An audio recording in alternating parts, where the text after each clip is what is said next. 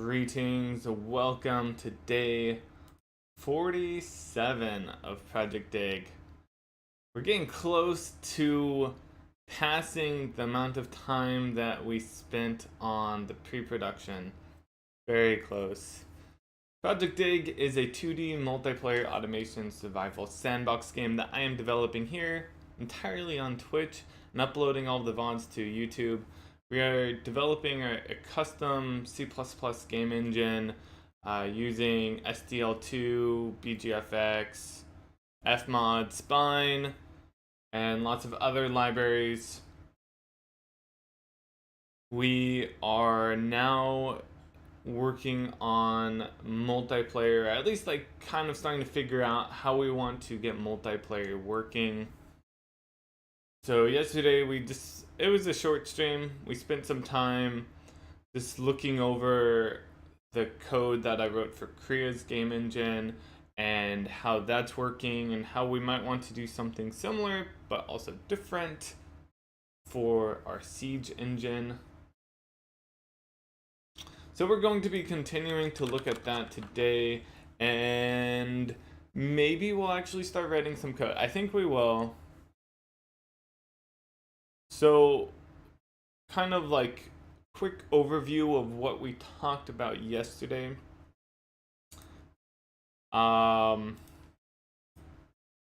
Is that we have some goals with our multiplayer and some like requirements. You know, we need it to be CPU performant. This is critical code that's running, especially on the server, every single frame, and so, or yeah, pretty much every frame, or at least, you know, every like 2 or 3 frames. So we need to make sure that it's performant, CPU-wise. And then we also have to keep in mind the bandwidth. We need to try to compress things down as much as possible, so that way we're not consuming, you know, a megabyte every single like 3 frames or whatever, which was a problem at one point for Kriya. Or something. It was like, I think it was about 500 kbps was required in order to just play the game. So it's just like consuming. It was as bad as like watching an HD movie, or maybe even worse. It's very easy to like mess up something. Like, you know, at that specific example, I was including the animation state changing pretty much every single frame for every entity in the entire world, and torches are animated, and so that meant that all of the torches in the world were being synced to the client. Pretty wasteful. I did fix that. But yeah, we also want it to be an authoritative server. That means that we want to have the server kind of double check everything. If the client requests to do anything, the server double checks to make sure that that is a possibility. It's not so bad for this game, because this game, I imagine, is going to be something that you are really only playing with your friends. It's not going to be something like Terraria or Starbound or even Kriya, where there's a community server that you would join. This is going to be more like Risk of Rain or Don't Starve, where there's this you know, there's a limited number of people. I think the cap will be 4 people on the server, and so you'll just be playing with your friends, which means that the authoritative server isn't as important. But we'll still do that, just because I think it is good. And then, yeah, Steam support. Just making it so that we can do the NAT punch through and be able to like see that your friend is playing and automatically join their game without having to do port forwarding and all of that. Hey, Stevoid, welcome. So that's what we're looking at yesterday. We're kind of also looking at how so this is the Kriya code, how the server and the network manager is all set up, as well as the state communication system, which is what's really responsible for syncing the game systems. So the network manager and server, those are kind of more like really, really low level. It's just, hey, let's create this like socket or whatever and be able to pass data through and receive data from that. And then the state communication is one higher level that is responsible for figuring out all of the data that needs to be synced and tracking that per client. So it's like, hey, this client is over here. They need to know all of the entities and tile data that is around them. And this other player is over here and they need to know everything that's around them. And so each player is kind of living in their own little bubble where they only really know, like the client only really knows what's nearby them and they don't really know about some monster that's halfway across the world. State communication is responsible for figuring that all out. So we're kind of looking at that and thinking about how we could possibly do something similar for our Siege engine. And that's where things get really tricky because we have an entity component system that is very different from the component-based system that Korea had. And that means that I would like to try to figure out a more performant way to do this, because that means in order to like know which, we're tracking entities that the client knows about, and that means that in order to get the component data, we have to like jump through a few hoops. That kind of sucks, and I would like to figure out how to avoid that if possible. We'll see. So we'll maybe look at that some more today. I was actually thinking that what we could start with is maybe just actually working on the network manager and the server and just getting that like very low level built up, because I still haven't figured out how exactly I want to do the whole entity component syncing. I was thinking about it this morning. I woke up at like 5:40 today, and so I had some time to think, and I still couldn't really figure it out. It's a challenging problem for sure.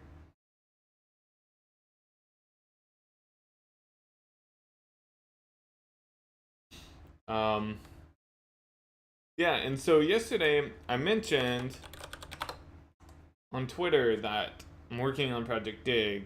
I'm like, I was just trying to, promote it some. Oops. Oh no, stop. Okay.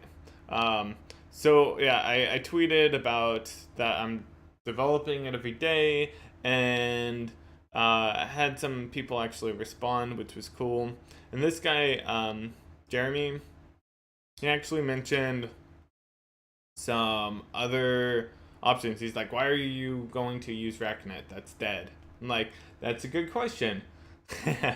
Pretty much because I use RackNet for the Korea game engine, and so I'm familiar with it and I have code that's working. But yeah, it's a good question. He mentioned 3 other ones: Valve GameSockets, eNet, and Yojimbo. And so I never heard of Yojimbo. Someone's mentioned eNet before, and then Valve GameSockets I kind of knew about, but I didn't know that but I didn't really know that they added in all of this. And they also made it so that you can use this code without having your game on Steam or having it be Steam. So they kind of made it separate to some degree, which is nice. So they say here, like, Steam is not needed. If you don't make games or aren't on Steam, feel free to use this code for whatever purpose you want. I did not see the license actually. Yes, D3 clause.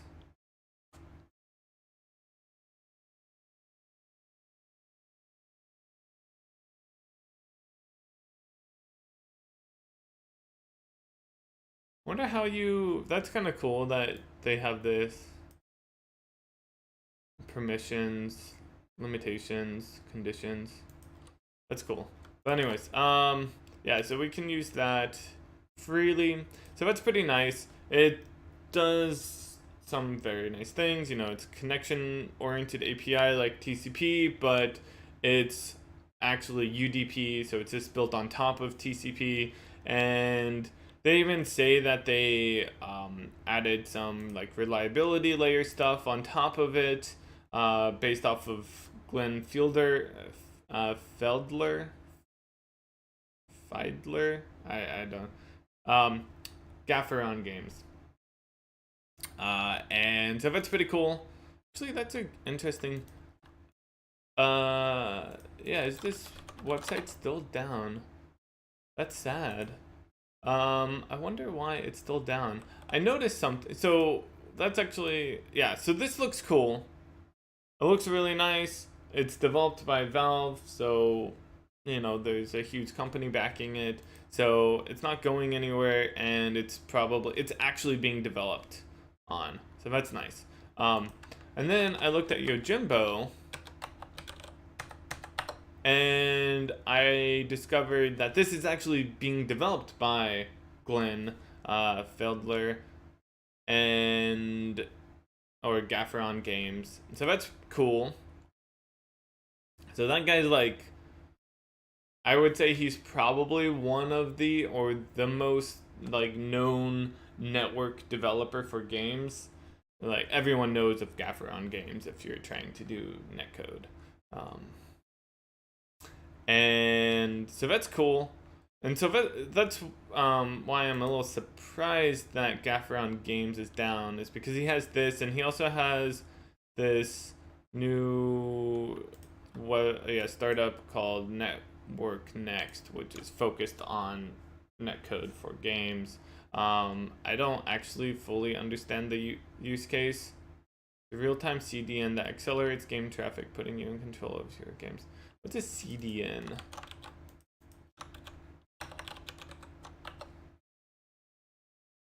Oh, like Cloudflare. Gotcha. Content delivery network. Gotcha.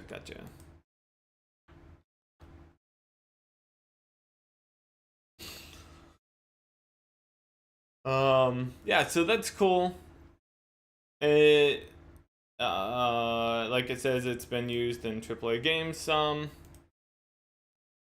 And it, of course, has probably pretty much all of the same stuff that the networking sockets has. Because it's all, you know, it's reliability built on top of UDP.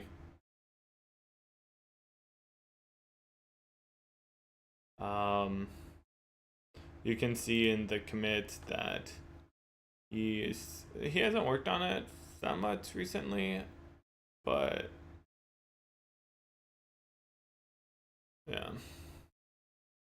Looks like for the most part he hasn't really worked on it this year.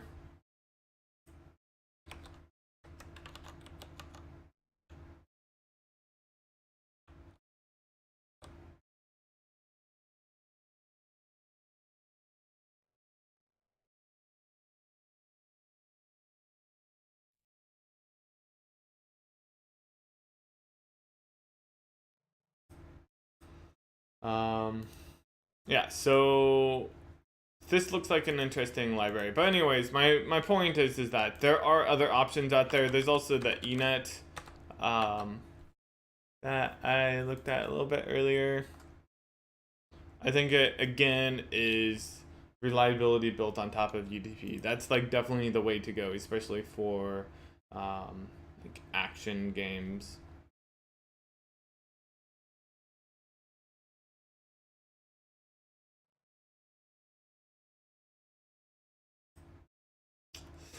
So yeah, I don't know about like how good eNet is, like eNet with Steam.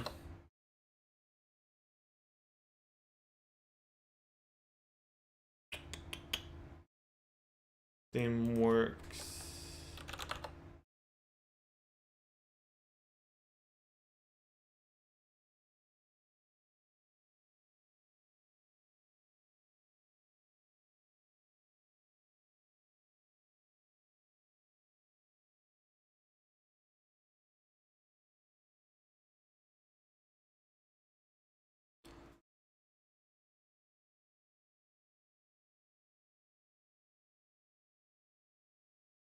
Yeah, I don't know.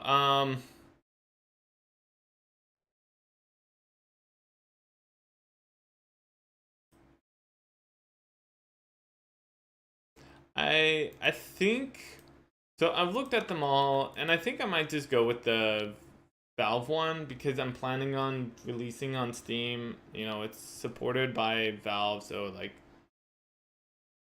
I know it's going to be good. The other ones look good as well. Um, but yeah, I think this is going to be fine. So yeah, we'll probably end up using that. They actually have some good documentation for it here. Looks pretty nice, easy to use. They have an example here. So here I can actually post a link to this.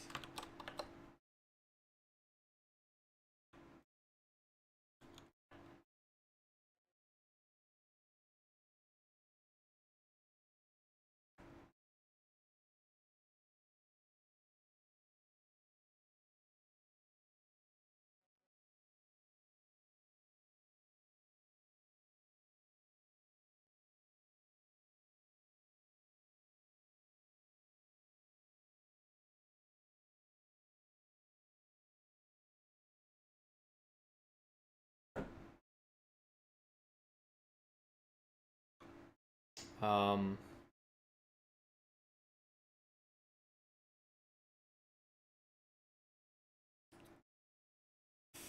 yeah. Just thinking about that. Okay, yeah. So we'll probably use this. So maybe what we can do is kind of work on doing um really basic like server client connection using the Steam networking sockets.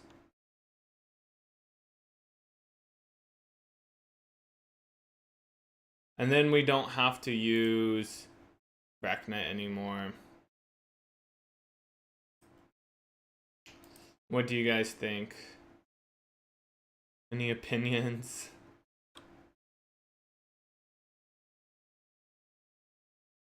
This seems like a very simple interface. Like, you can... To create a server, you call create listen socket IP. Um,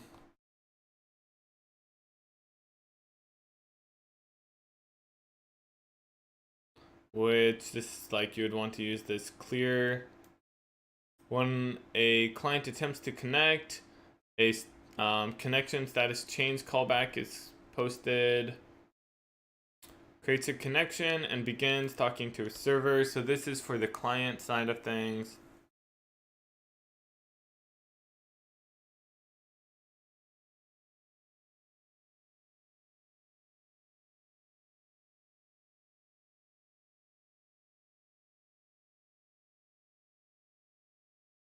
Um, I wonder what the peer-to-peer is.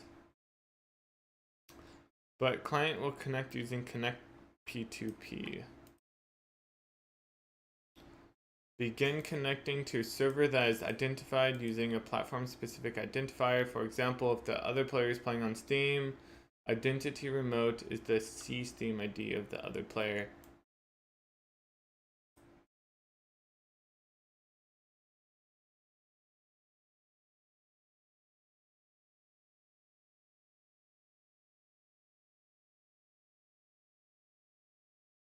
So this goes through the Valve network. I kind of remember actually hearing about that.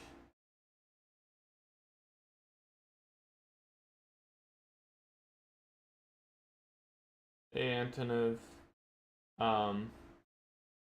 Antonov.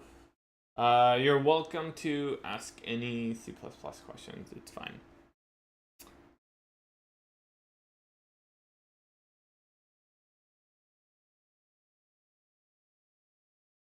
So yeah, I kind of remember hearing about the Steam network and that they're doing some pretty cool things with it. That's right. They talked about it at GDC this year. I don't remember all the details. But yeah, that's cool. I kind of forgot about that. So it looks like it would be pretty easy to switch over to that. Initialize relay network access.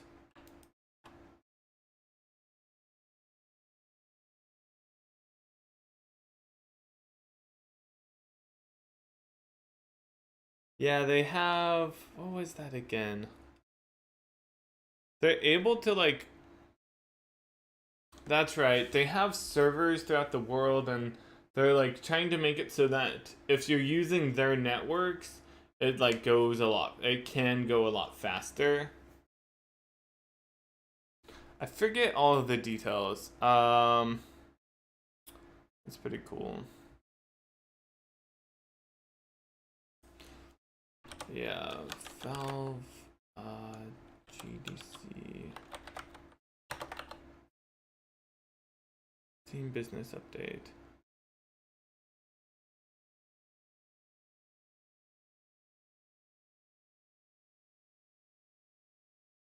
This might be it. Yes, this was the talk that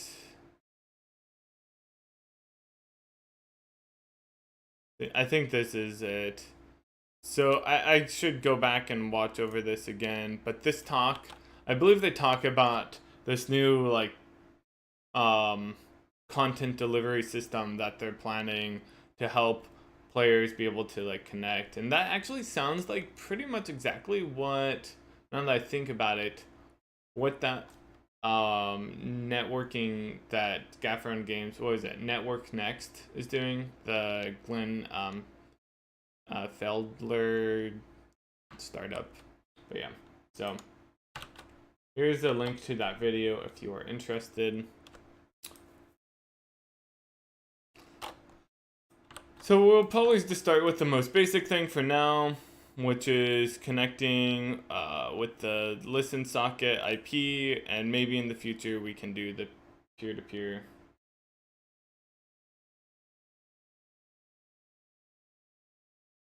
I saw you override your for loop with the range for loop for your container class. How do you do this?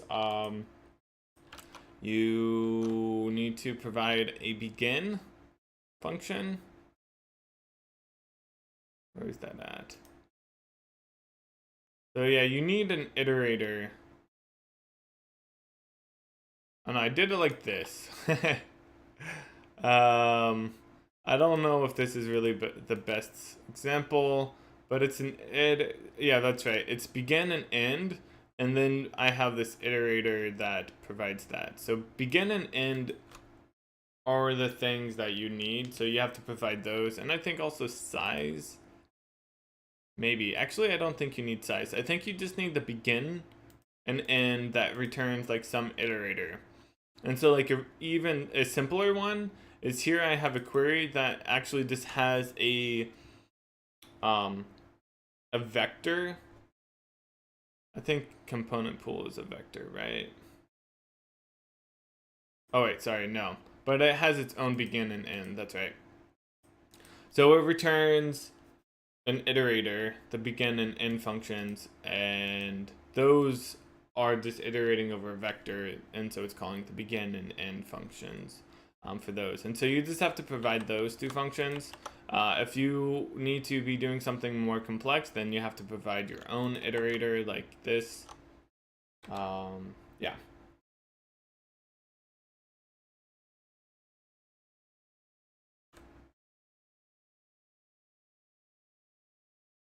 You can just search for like, you know, implementing an iterator for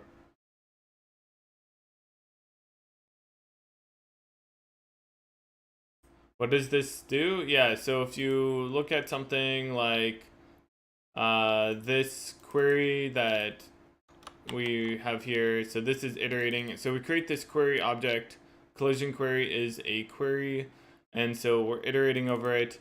And basically what happens is, you know, it starts and it calls begin, and it's checking to see, you know, the for range loop is like calling begin and also checking to see if it's reached the end.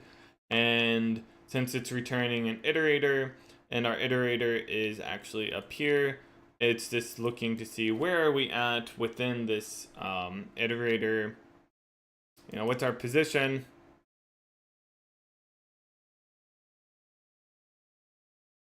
And so if it dereferences it, it's a forward as tuple.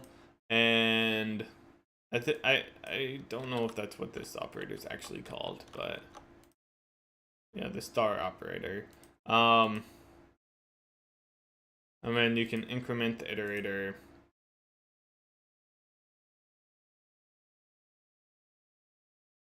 Yeah, and so it's just stepping through it using the structured binding to split up the tuple into these different parts, the entity, the transform, and the collision components. Yeah, so that's how that's working. There's multiple like features going on here, or yeah. So you can find this stuff on Stack Overflow. If you want to look at this code specifically, it is possible through like getting, you have to be a patron, and then I give access to you this code. You can find that in here, but I understand that not everyone wants to do that. So yeah, you can find examples as well through Stack Overflow, and I'm sure other websites.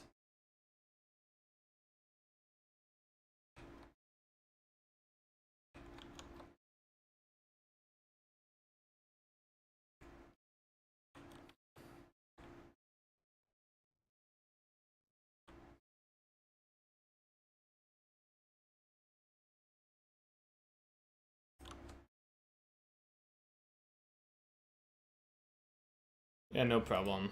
Let me know if you have any other questions. Yeah, so I think what we're going to do today is look at this code and try to add in some support for this. So probably the first thing we can do is download the most recent resources.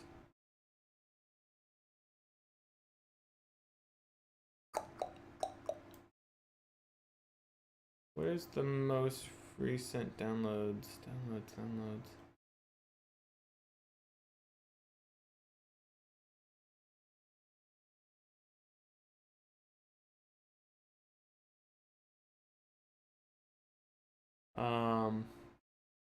Go to home.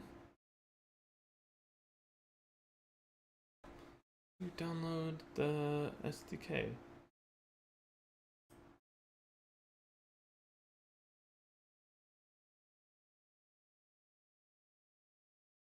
Here we go. 144.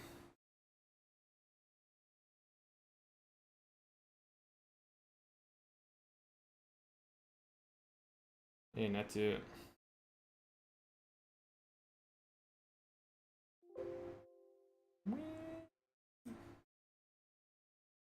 Okay.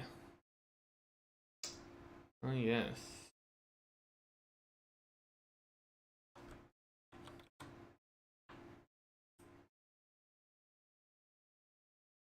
Public. You pay $50 to Steam? What do you mean?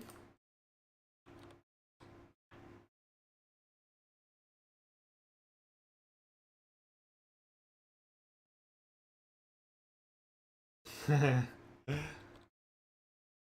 don't think you need to pay $50 to Steam for this. You get access to Steamworks? Oh, really? You have to pay $50? I saw that it looked like the documentation was available for free. Up until this point, I would never stream showing this stuff, but earlier I loaded it up in incognito mode just to make sure like I wasn't logged in, and it was showing up as. I also heard something about $50. Oh, huh. I think you can at least look at this, right? Yeah, this is available. So at least this documentation is available.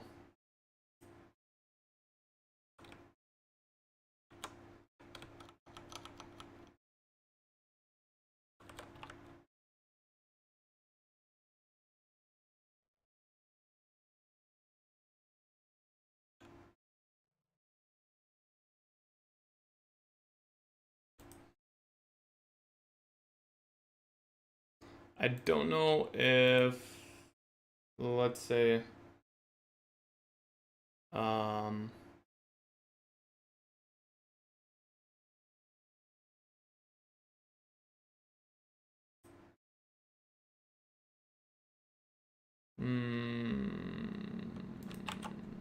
this here. I think that this is available too.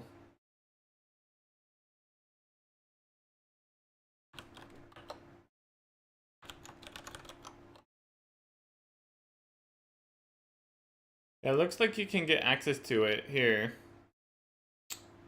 Yeah. Yeah, okay, that's this page right here.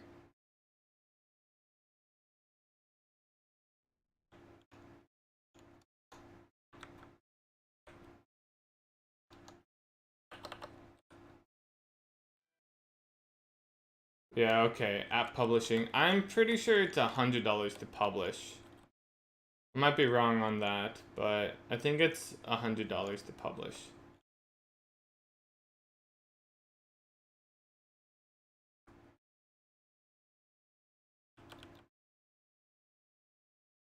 And then what I recall is that Steam like pays that back basically for the first like $1,000 that you make on the game. And so if you make $1,000, you end up not actually paying anything.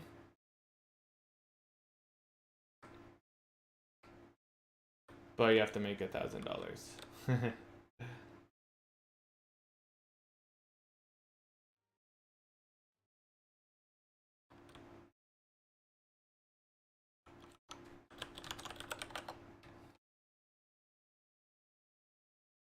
Yeah. That's what I heard at least. I haven't done it yet. Okay, so yeah, we're going to be doing this netcode. So I downloaded that.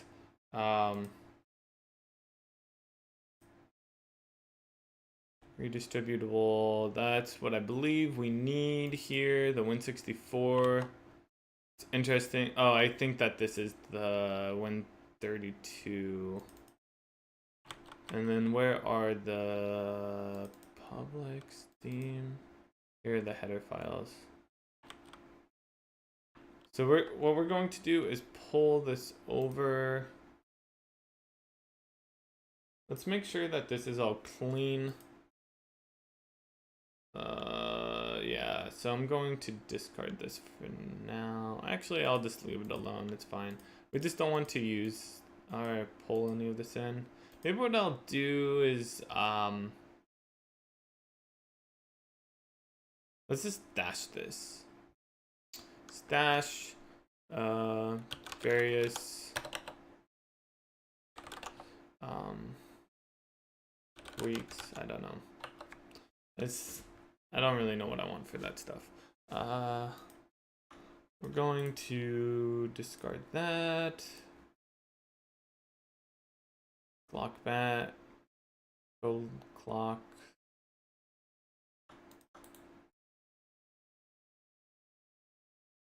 I'm going to add these to our ignore.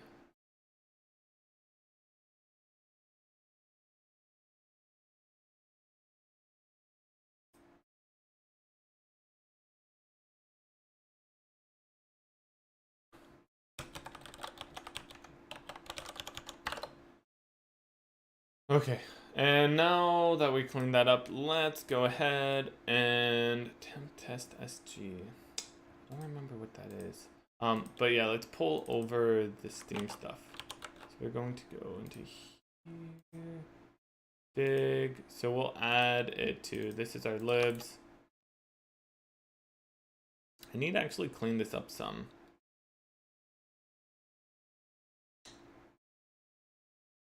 I installed Hyper, but I don't know if I actually want to keep that.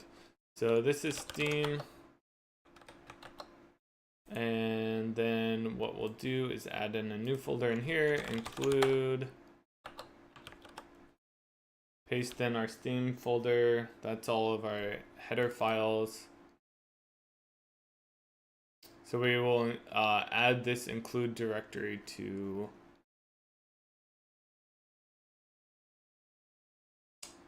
so we don't want that. I don't know what we want to do with that, but we definitely don't want this. So let's just delete that lib directory.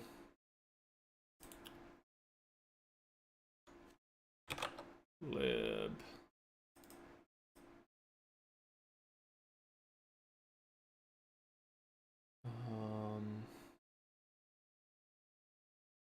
For now, we'll just do the 64-bit one. And I need to remember how do I actually have this structured again? It's lib, x64, and x86. Oops, that doesn't have any. x64, x86. Okay, yeah, so we'll just do the same.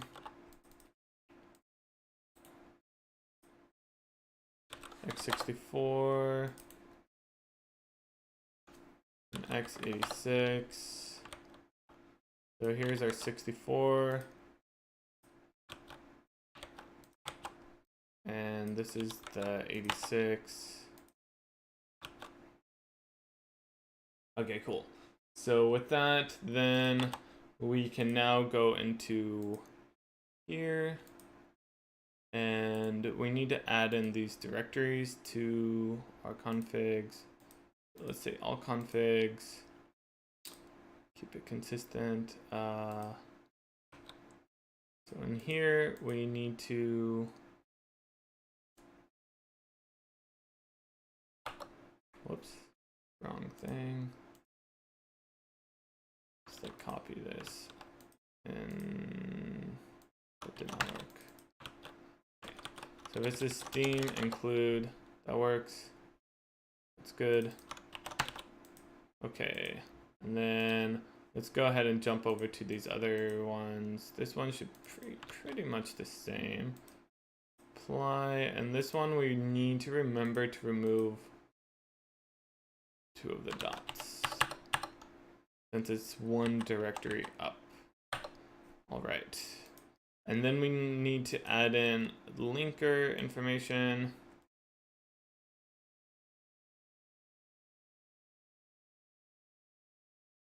So I can find that. So we have .libs, Steam, lib, platform target.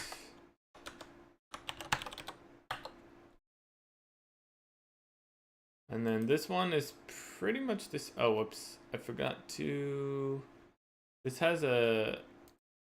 Yeah, we need to do the .lib in there. That's right.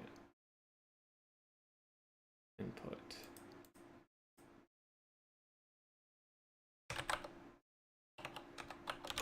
Steam. Let's do this. Steam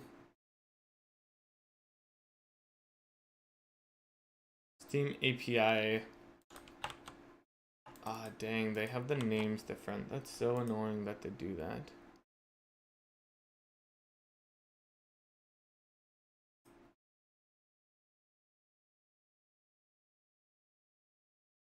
Yeah, so this is debug. I wonder, yeah, it's annoying. I think we'll do it like this then. So this is Steam API.lib. The problem with that though is that we have to actually change it for the 64 version, since I use the 64. I wish they would like have them, if they're consistent, where like they both had 64, or it was 64 and then 86. That'd be nice. But having one where it has something and the other one where it doesn't makes it harder to set that up nicely. Okay, and then last thing over in here, I need to say this is, whoops, cancel that. Go ahead and say all platforms for right now.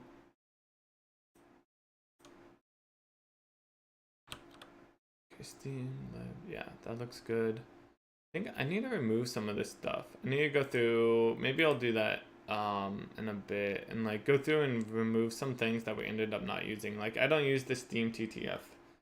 I decided against that. And yeah, I think there might be one or two other things that I ended up not using.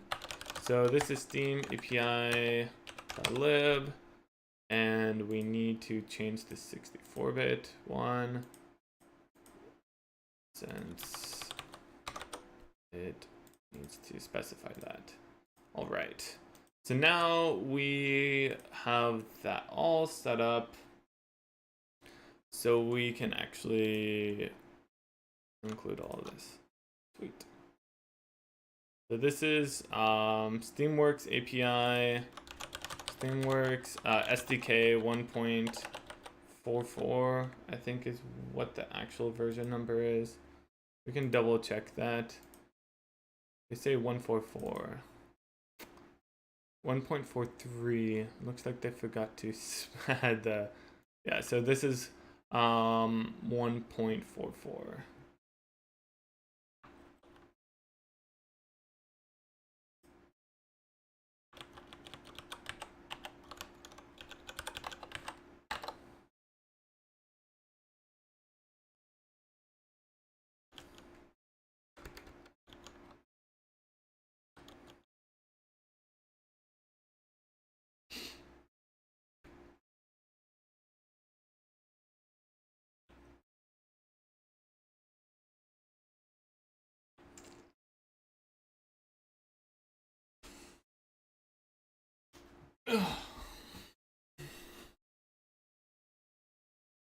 All right, so now let's start kind of looking at how we want to implement this. Sockets interface, here we go.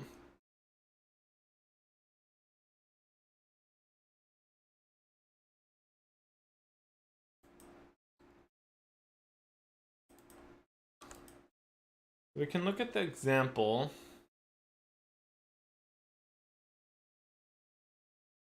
We can also just look at this. The Steam API is actually pretty easy to work with.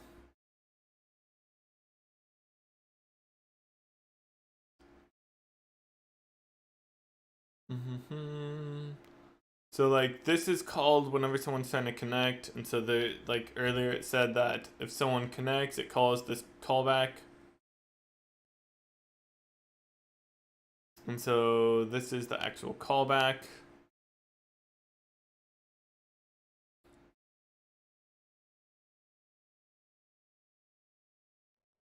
When a connection attempt is received,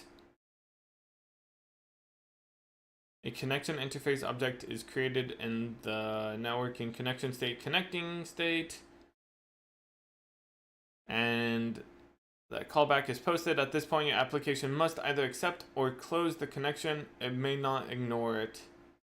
Accepting the connection will transition it either into the connected state or the finding route state depending on the connection type.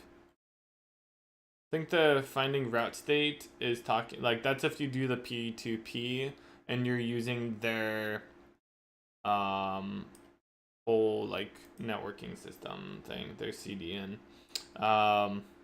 You should take action within a second or two because accepting the connection is what actually sends the reply notification.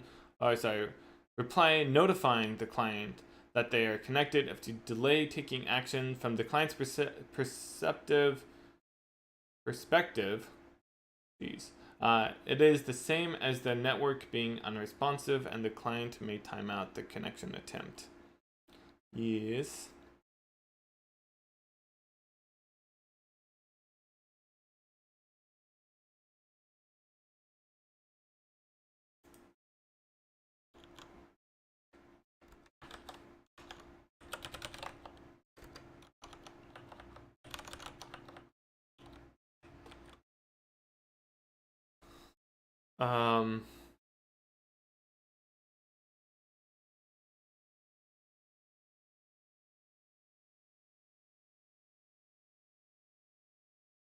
Yeah, so that's cool. Closing a connection sounds easy. Is that on the client or the server?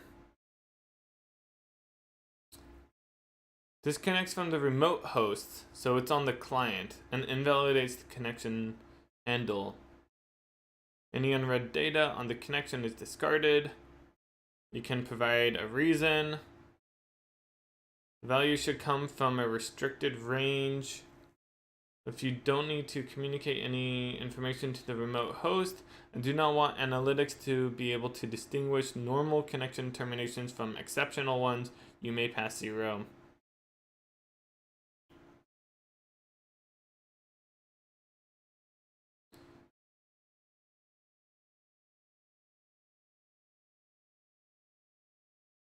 You may put a linger state. Interesting. Kinda cool.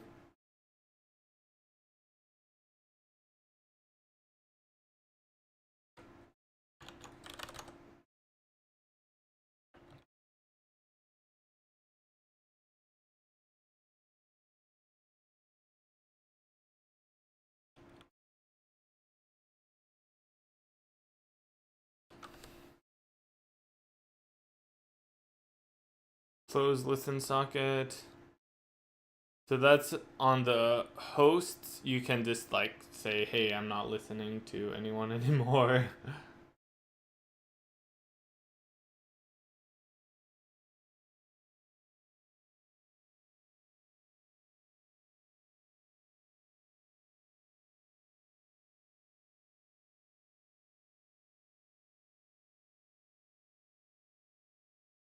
Send message to connections. So that's where, wait, what's this? Create a pair of connections that are talking to each other, loopback connection. This is useful for testing or so that you have a client server code that can work the same even though you're running a local server. Oh, that's awesome. That's actually exactly what I did for Korea. The two connections will immediately be placed inside the connected state, and no callbacks will be posted immediately. After this, if you close either connection, the connection will receive a callback, exactly as if they're communicating over the network. You must close both sides in order to fully clean up the resources. Nice, that's cool.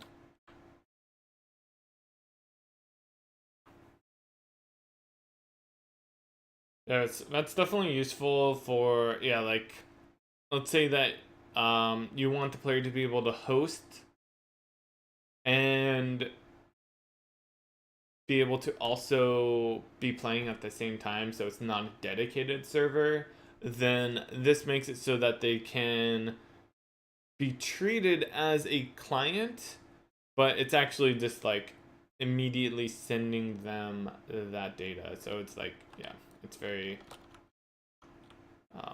easy. Nice, nice. I like that. Makes that simple.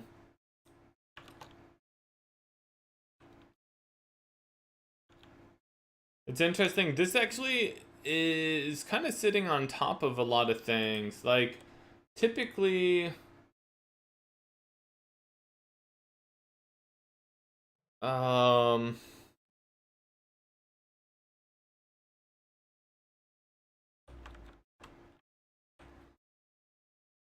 like, at least I guess I was used to having it so that I have to do like yeah, this is kind of the network manager, really. And so you don't have to do nearly as much for it. You know, it's taking care of stuff like um this, where we're like actually sending the bytes, and network manager, where are you, network manager?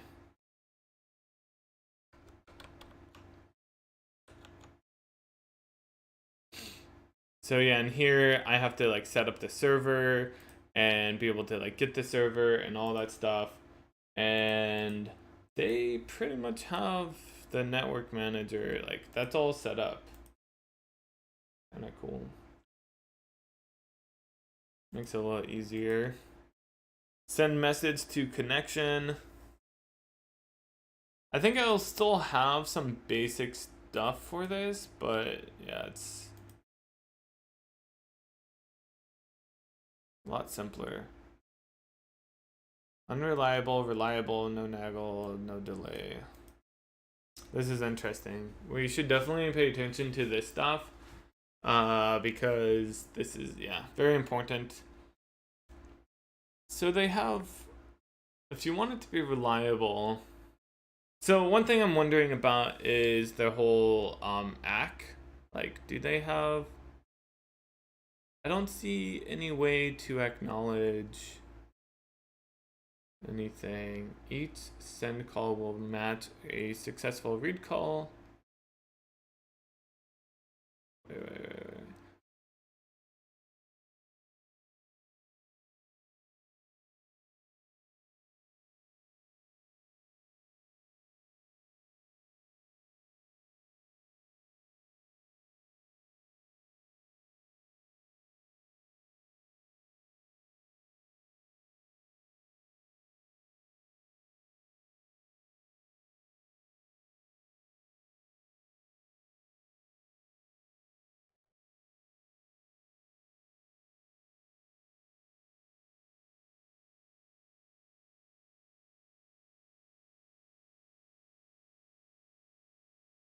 Okay.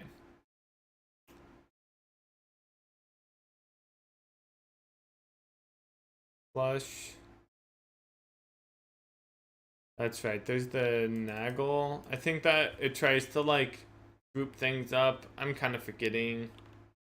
I'm pretty sure it's like with the Naggle, it will, yeah, it'll try to like group up messages and pack them up and send them all together, to reduce the overhead. Something like that.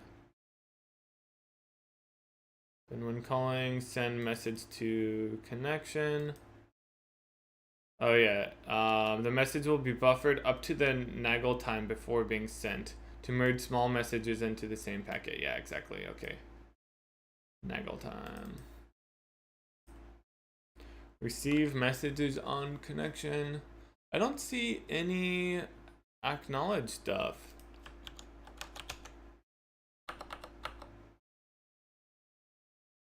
That kind of stinks. Really? I could have sworn that I saw them say in here. No wait.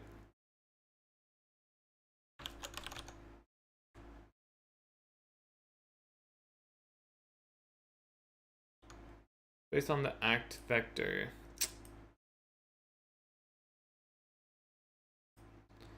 The idea is the receiver to efficiently communicate to the sender the status of every packet number, whether or not a packet was received by that number. By remembering which segments were sent in each packet, the sender can deduce which segments need to be retransmitted.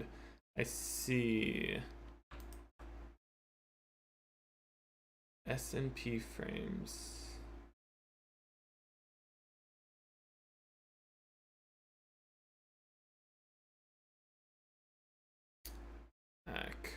Here's the latest packet number I have received from you.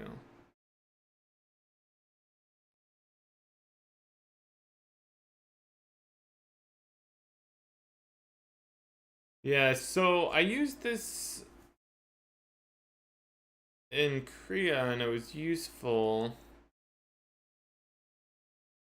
Basically, for the Korea engine over here in state communication act.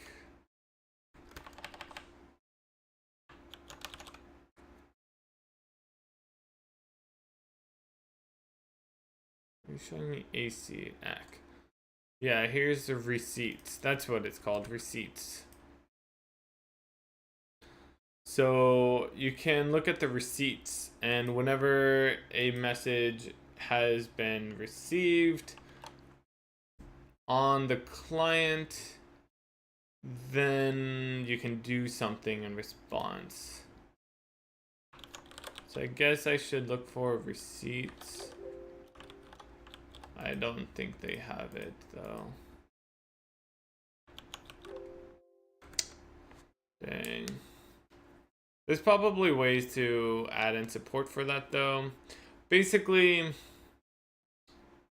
I mean, it's not that hard to do. Like, you could always send a message to the server letting them know that you finished that. Like, it's not that big of a deal. But basically, yeah, so the idea behind a receipt is that an act receipt is that, let's say, like how I used it in Korea, is that I wanted the player to be teleported to a specific location once we have finished sending them all of the data and they have acknowledged that they've received it. Because if we send the player to some location before they have received all of the data, then it might look really bad. You know, it might be missing tile data, or they could potentially like have missing monsters, and so something is attacking them and they can't see it right away, whatever. And so what I did for Korea is made it so that they first had to receive all that data. So we would send a bunch of data. We're like, okay, here's these like 5 packets that have all of the, or we don't know how many packets it is. Typically, it would be put all into one and then split up. So maybe it's really just one packet, but we're like, here's all of the data. Let us know whenever you receive it, and then we'll teleport you to the correct location. And that's what the act receipt would do, is just tell us, oh, hey, it's been received. We can now teleport the player. That can, of course, be implemented just as like sending a receipt to the server. Like, maybe we could have a basic receipt, like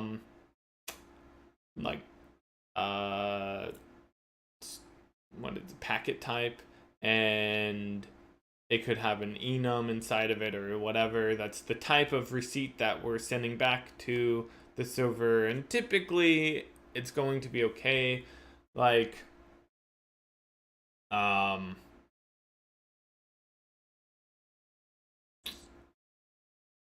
hey, Sound of Gaming, how's it going? Welcome. Yeah, typically it would be okay because we would only need to acknowledge it like occasionally, so we don't need to be acknowledging a very specific packet. Like, hey, they received packet 724. This is like, oh yeah, we received the packet that has all of this data that we needed to teleport to this location. Like, yeah, if we needed a more specific receipt where it's like, hey, this very specific packet was received, then we could always kind of add in our own little receipt where it's like, oh yeah, here's an ID, you know, inside of the receipt we could pass back the ID, so we could then like verify that it's the same. Maybe they have something like that in here. It kind of looks like they have some stuff. It sounds like the packets can have a unique ID based on the ACK vector. Like they say they have packet numbers, so like if we could get the packet number, we could then ACK that.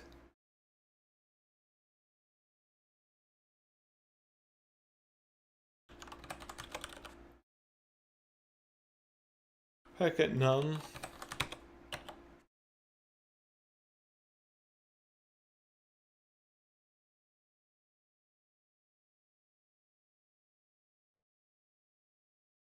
Num ACK, num NAC. Going good, how are you? I am good. I'm good.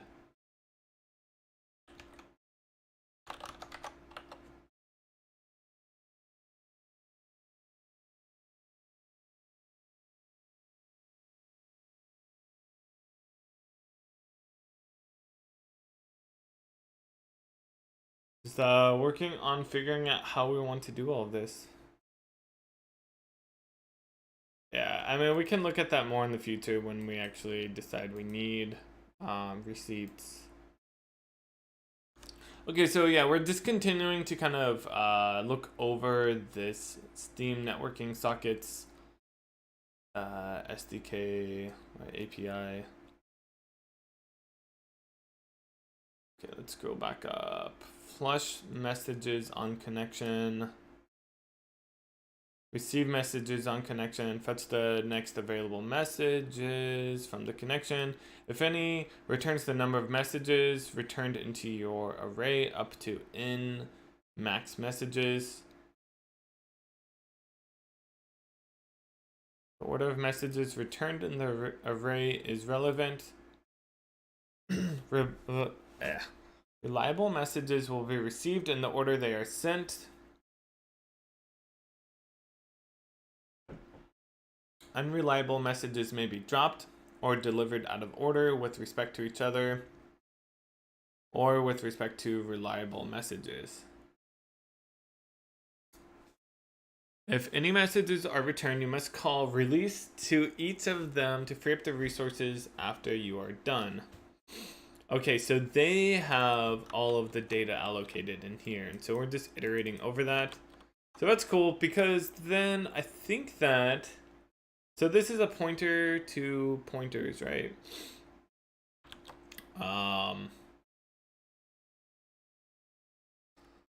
So we'll need to look at what this does exactly.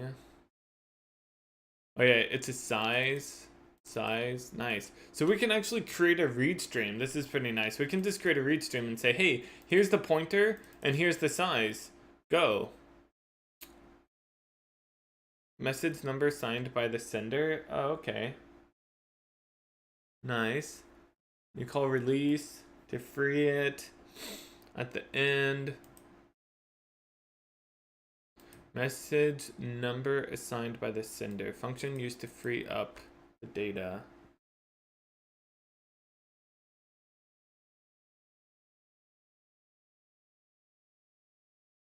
Connection user data. This is usually the same as calling get connection and then fetching the user data associated with that connection.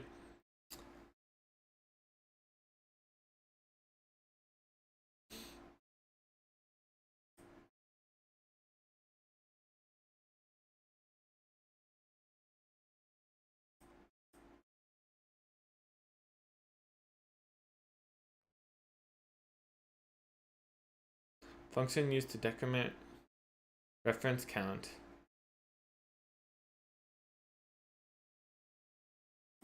Not normally need to access this directly.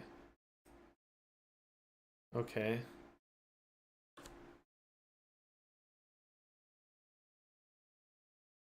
Okay, cool. Seems simple enough.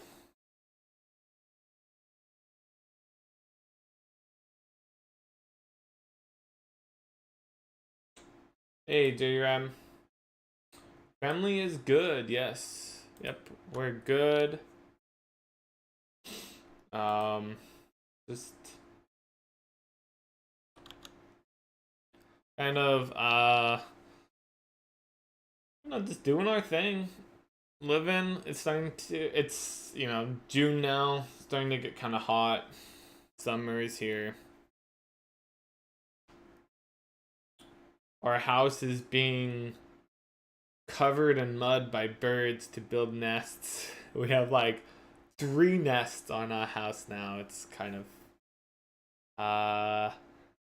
almost bizarre. It's so weird. Like these birds, they don't have anywhere to go. Like there are no large trees around here because it's a new development.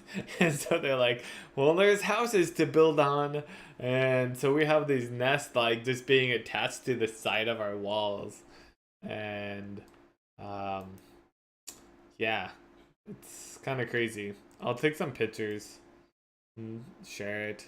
We also have some wasps trying to build nests. We don't like them nearly as much. Try to get rid of them. Yeah. But yeah, it's good. It's good.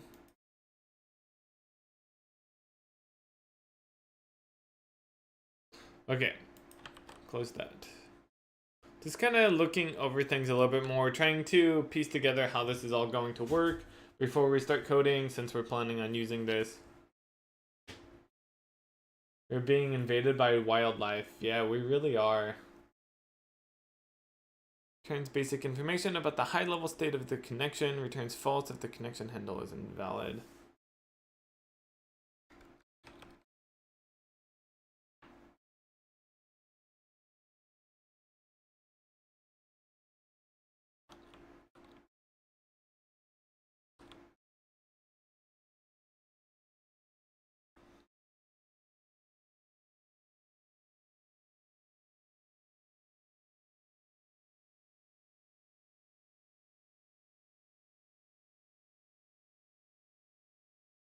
Oh, this is for the listen socket. I see. Got it. Got it. Got it.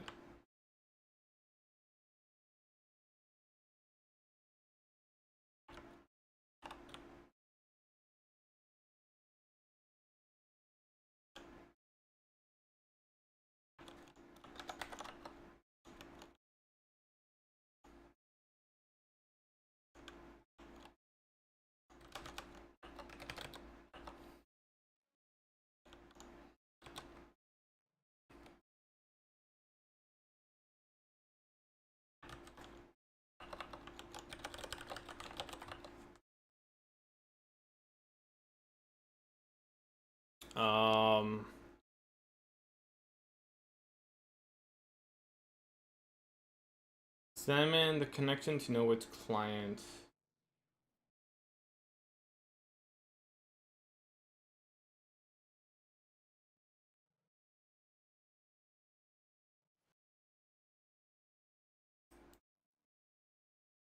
Yeah, it's like delivery of the messages among the clients is not defined. It's like, yeah, duh. How could you possibly actually like have it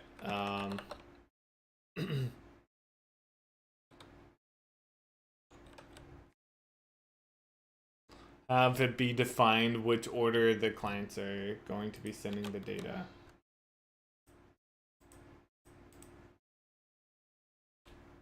Contains basic information about the high-level state of the connection. Get quick connection status. Get detailed.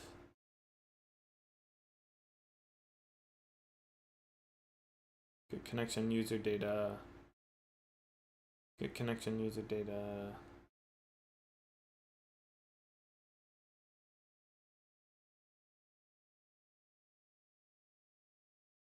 Oh, that's set. Oh, set's connection user data. Whoops. Yeah, set and then get set connection name.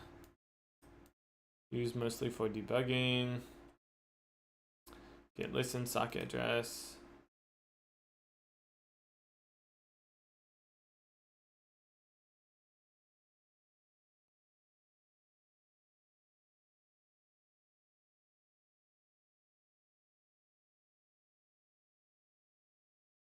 Game server is hosted with Valve.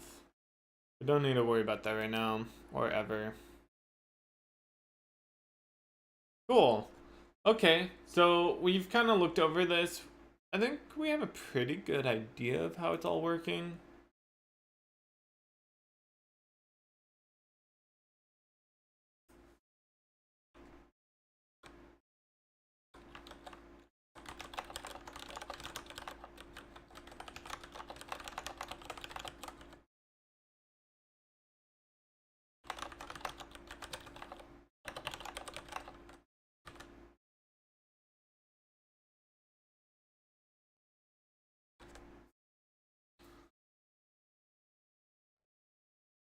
Um,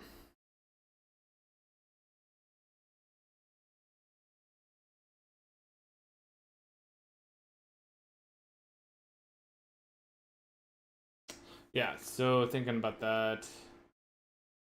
Let's see here. So we can have a network interface. So one nice thing about this is that we actually don't need, there's no pointers for anything. Like we don't, well, I guess we need to think about like, what is the data that we'd be storing? So, like what variables do we need here? So for Korea, I had this network manager and we had to create this server pointer and be able to send and receive um, messages.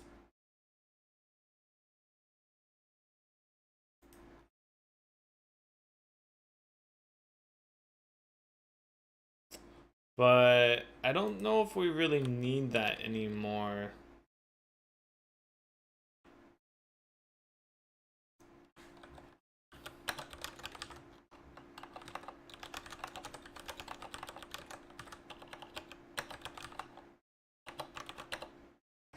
Sorry, one sec.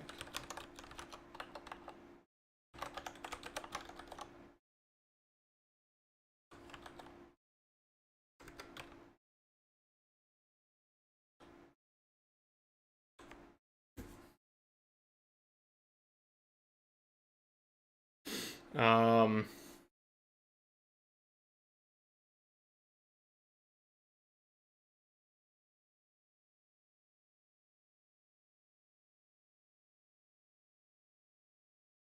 yeah, so I think so we since everything is kind of hidden behind, like we don't need a server. We just call we have like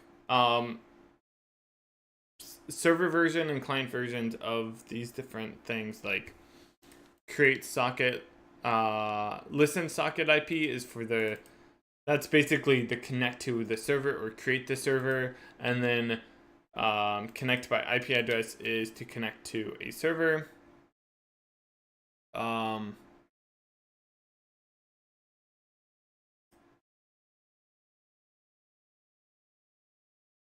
I need to look at the net punch through stuff some.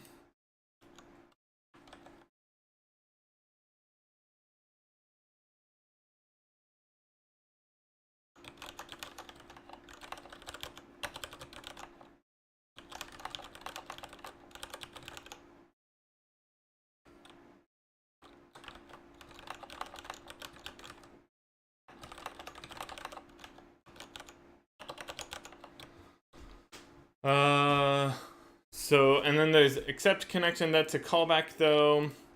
I think the biggest thing is so sending a message to connection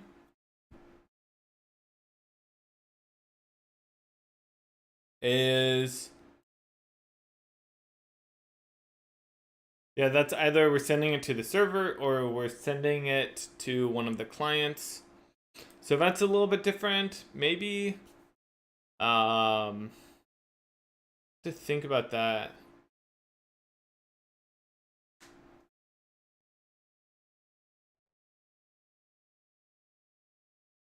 And then receiving it will be different depending on if we are the listener, you know, the server, or if we are the client. And so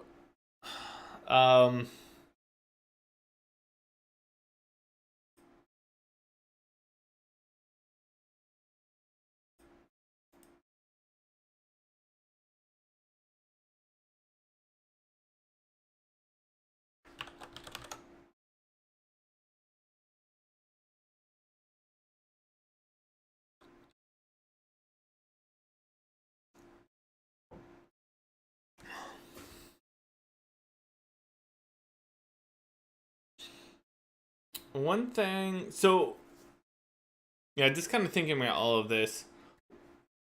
One thing that I would like to do again is have some like sort of callback setup system. I don't know exactly how I want to do it. It's pretty nice though.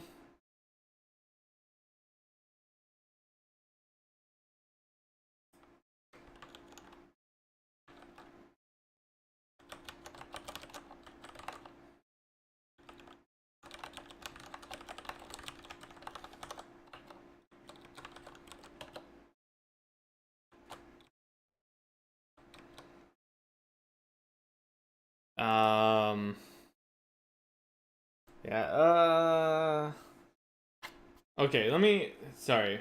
Trying to think this all through. There's a lot of moving parts.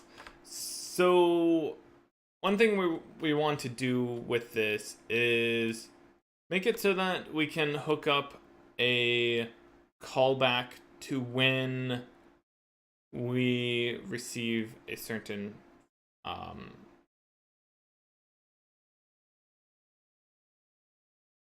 a certain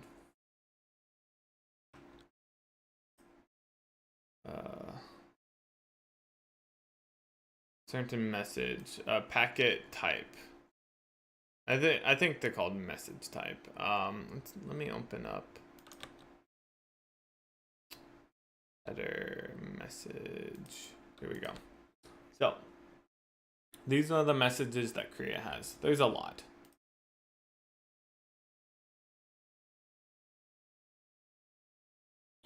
And each one can have a callback set up on it. And so I'm trying to think how I would like to do that.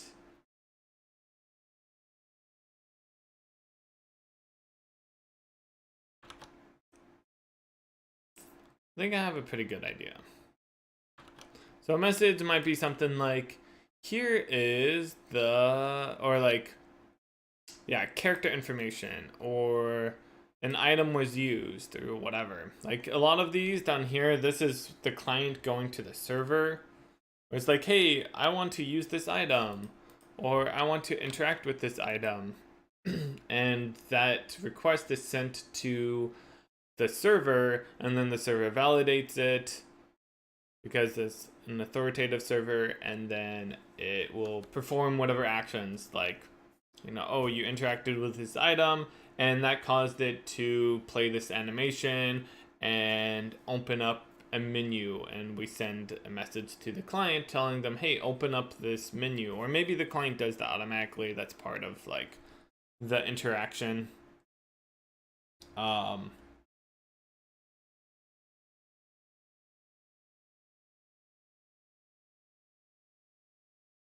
So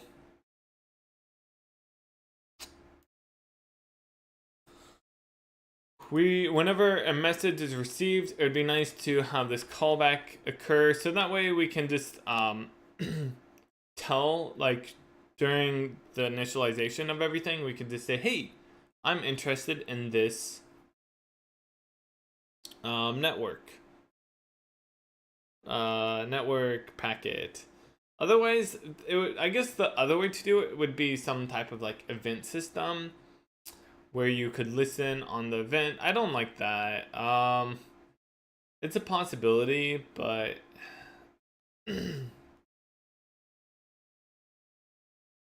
yeah, I don't think I like that.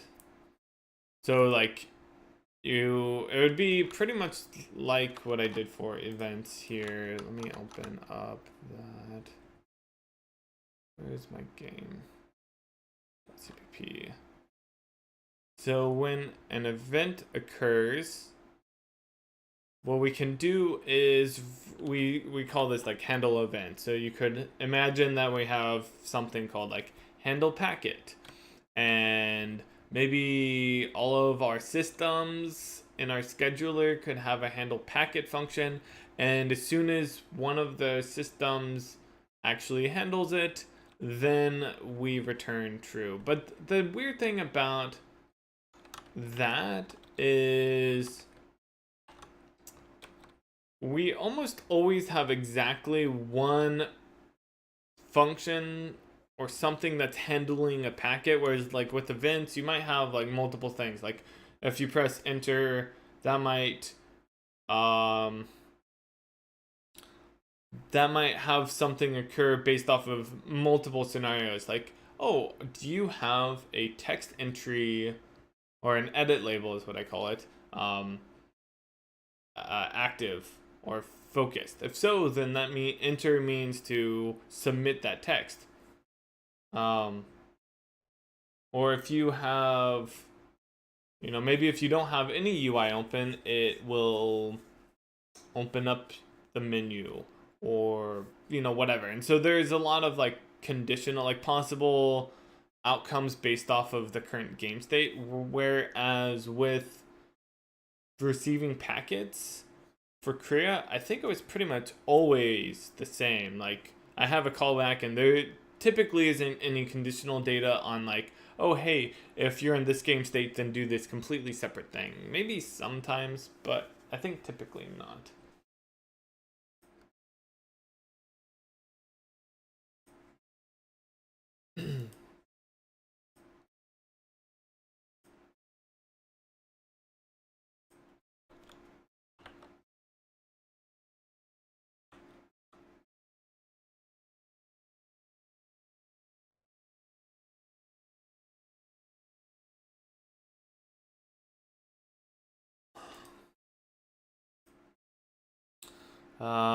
So yeah, I think a callback system would make the most sense. What I'm kind of thinking for that is, since we have an enum of all of the message types, we could just have a flat array of callback functions where it's like a vector of some function that, just a std function with a specific interface that takes like a read stream and what I did for Korea was a read stream and the sender.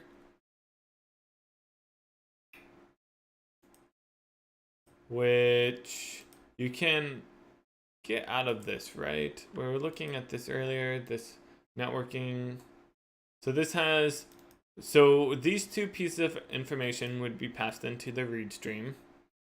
We have the connection this came from, Steam connection, maybe that is what we would include, or the connection user data. We'd probably just include that. I don't know what this HSteam connection is, and if we would actually need that.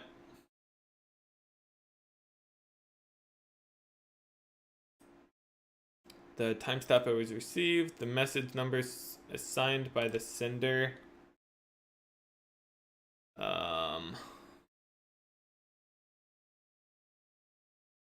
Like I could see the possibility of providing this message. Maybe we could do something like that, like the message pointer as well as a read stream that's created using these. So that way, because we almost always want that. And then if we want the connection data, we could get that. Yeah, I don't know. I would hate to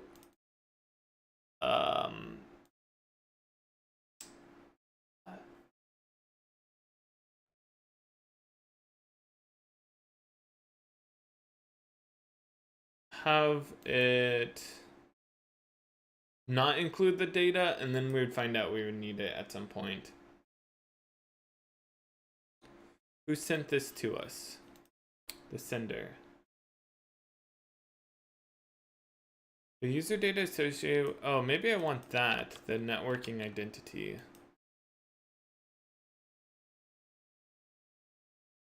And this is who we are? The user data associated with the connection? I guess that's who we are. And then the sender is...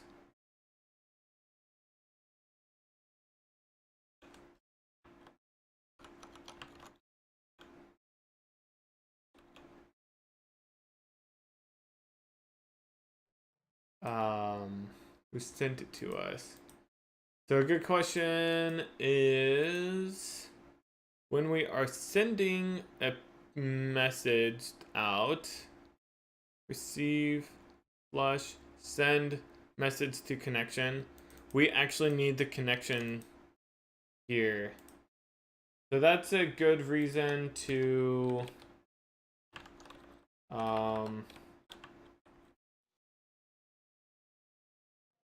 provide the connection.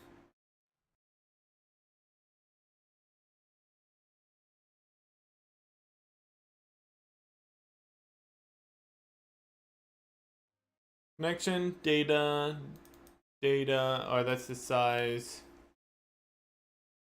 and the send flag.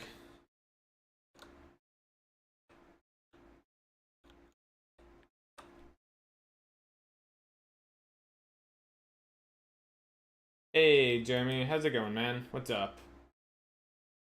Sorry, I didn't see your message until just now.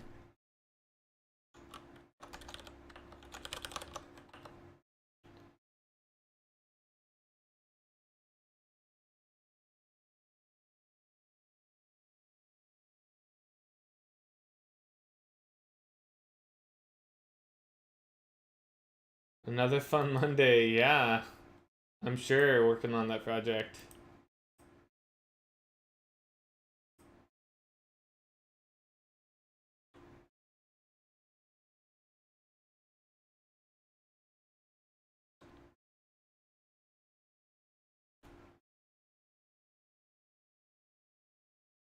Flush. Okay, so we need that connection, and I'm guessing there's a way to get it, right? Get connection information. That's specifically for that. How do you get the connection?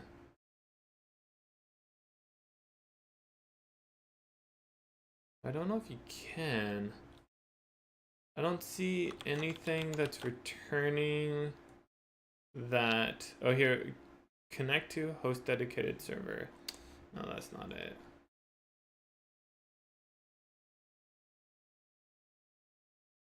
Host connection.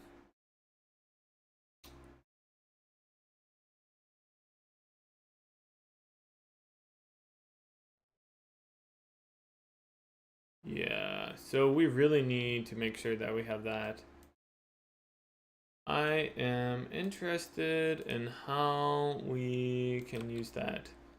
Okay, did I commit this? I did. Okay, cool. So let's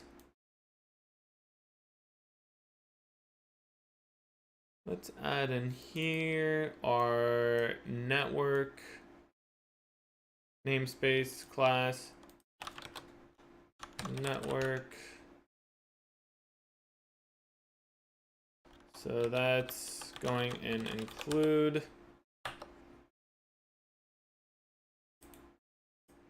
They definitely make this really easy. network.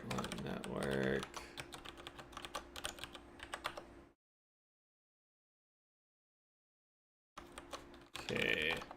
So actually, I don't really know all of what I want in here. Let's just do this for now. Namespace. Maybe we probably need to include like types. You know, we'll likely have some functions in here like a connect or whatever, or maybe like a setup. Maybe listen. I don't know what we would want to have in here. Like that would listen for the server. This would connect to a server.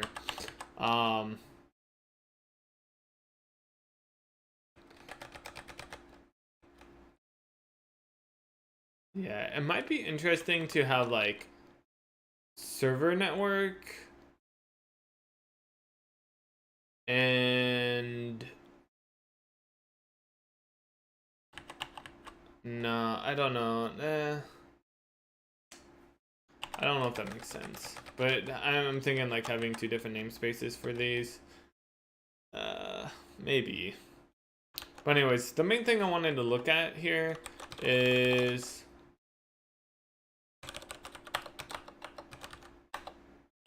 oops.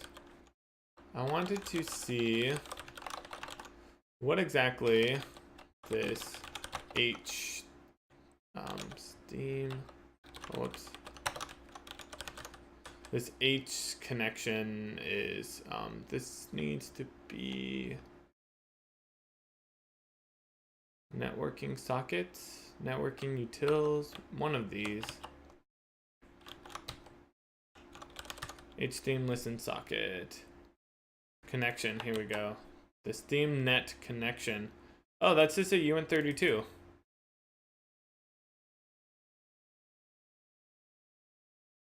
Gotcha. Okay, cool. Nice.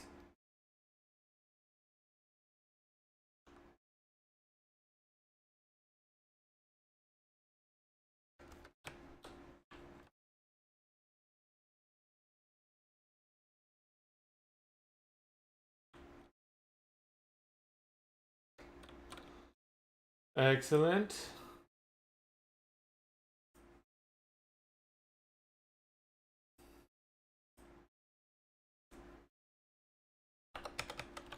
Okay, so I think we're kind of making sense of all of this.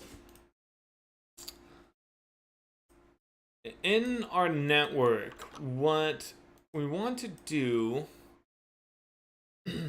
is probably add in something in here like a void handle that is going to take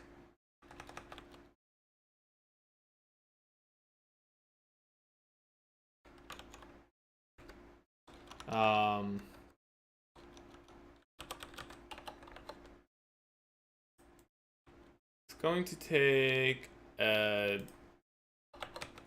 some callback thing, signature. Let's see here. What is it? It'd be using maybe like net.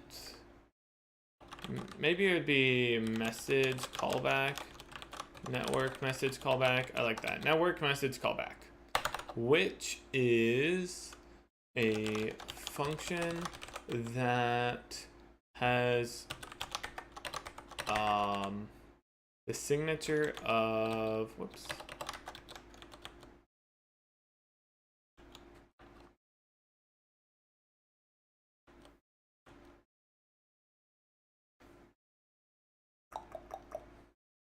That's a good question. I know at least one thing, which is we want to pass in a read stream that we'll be constructing. Do we want to provide the connection as well? Maybe that's what we want. Maybe. I guess a good question is like, when do we need to use the other data? So, you know, we're looking at this networking message. We received a message.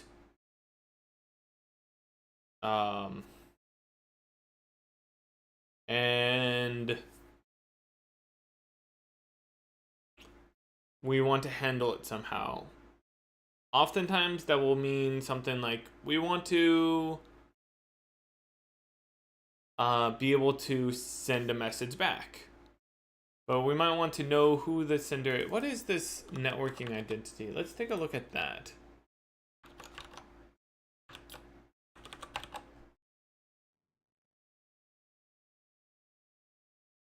Networking identity.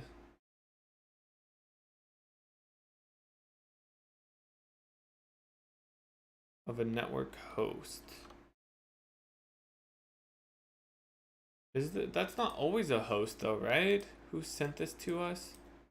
Because that could be the client, right? No? Or is the connection user data always the client and the sender is always... That wouldn't make sense. Get the Steam ID. Get Xbox pairwise ID. It's interesting. The Steam networking IP address. Set localhost is localhost.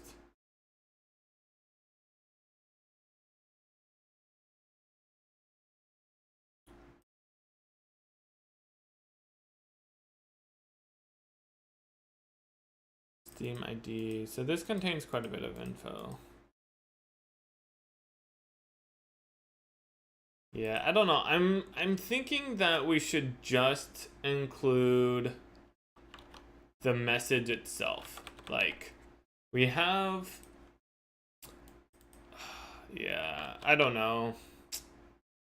Do we want to? I don't think, maybe not. I don't think I want to. Let's start with this connection. We'll probably find out before too long if we really need to do anything more. Let's do the connection and the stream. I think that's probably all we need. Connection. I also think that I don't want to just have that like that. So let's change that.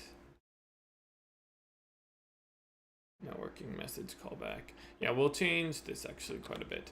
So first off, let's add in functional here. I think it's just functional, right? Yeah. And then instead of doing this, which I think we can just say, oh, this is a struct. Oh no, wait, what is that? What is that actually? Like, it doesn't know what that is. Is this the type def? You're in 32.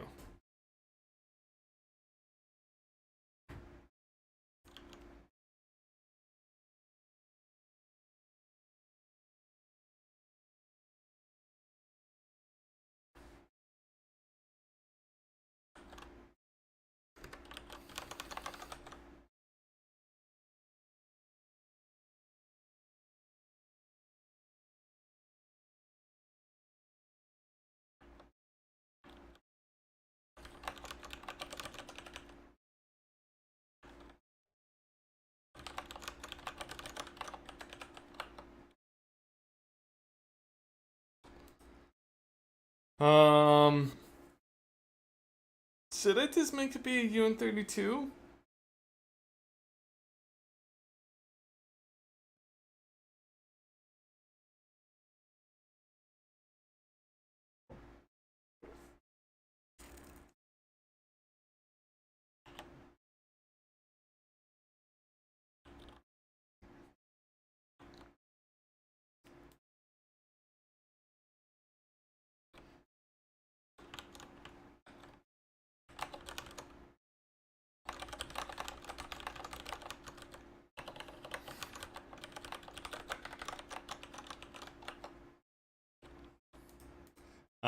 Sorry, I'm distracted here. My bad. Someone's talking to me. I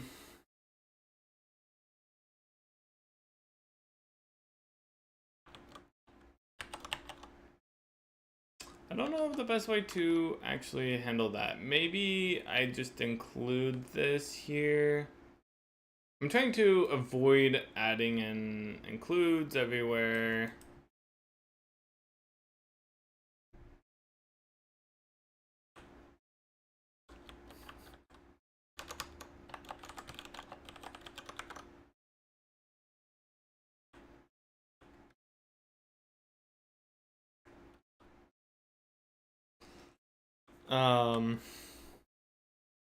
But basically,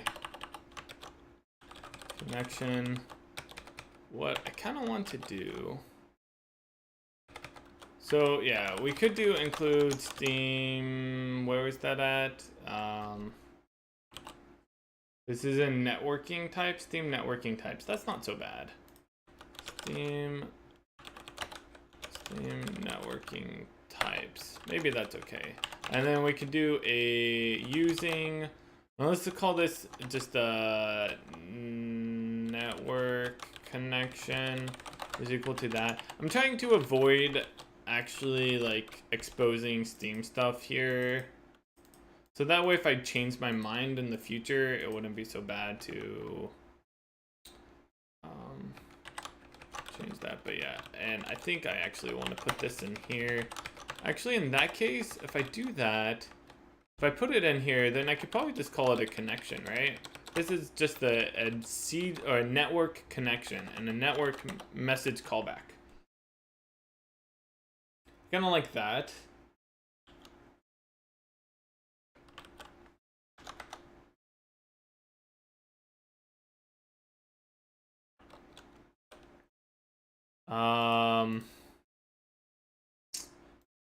So then identifier network connection is not defined. Oh, whoops. And I do need to add in here. And now this is where this gets a little awkward. I guess I'll do it this way.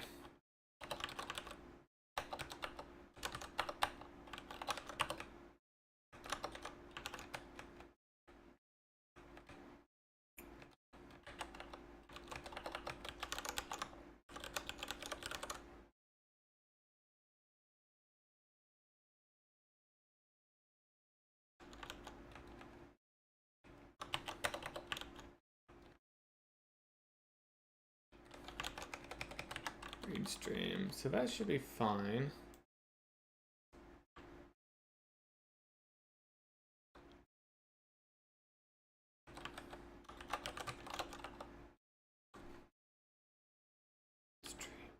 Oh, whoops.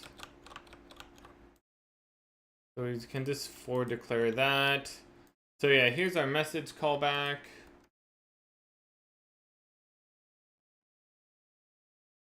And so then we can have like a handle function where we can pass in a message type and the callback.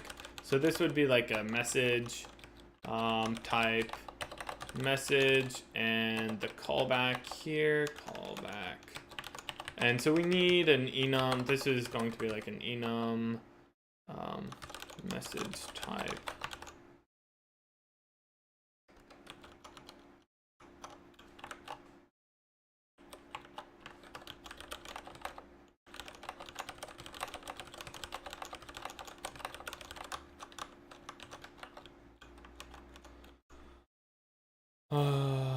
So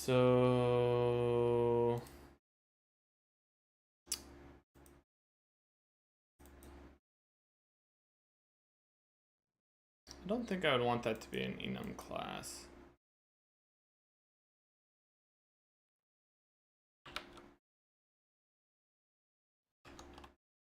I don't think so.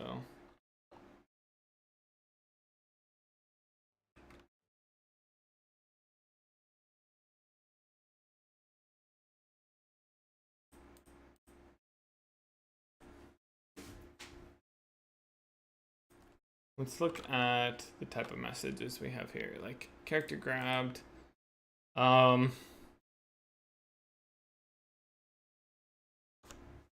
We could even have like, no, that's probably fine. Game state. Yeah, that's right. The game state itself actually has like some of these they have, it's like there's the message type and then within the message type there's more data. Like game state actually has like 20 different type message types within it.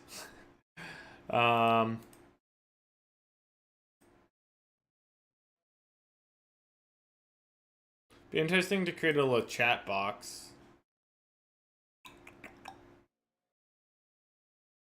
Maybe for now I'll just have something like entity created or something that can just send, like we'll keep it really basic for now, just like send a message whenever an entity is created so we can like handle that and create a new entity on the client, and that's it.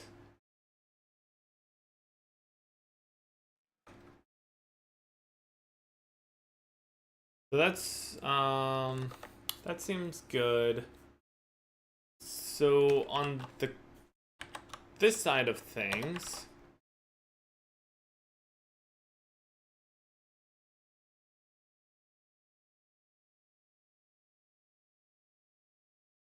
message callback.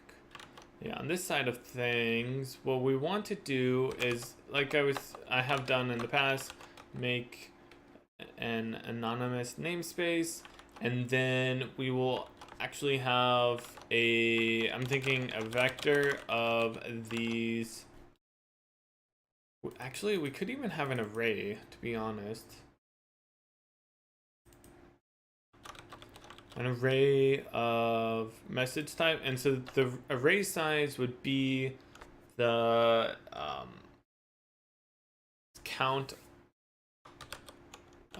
message. Oh wait, message.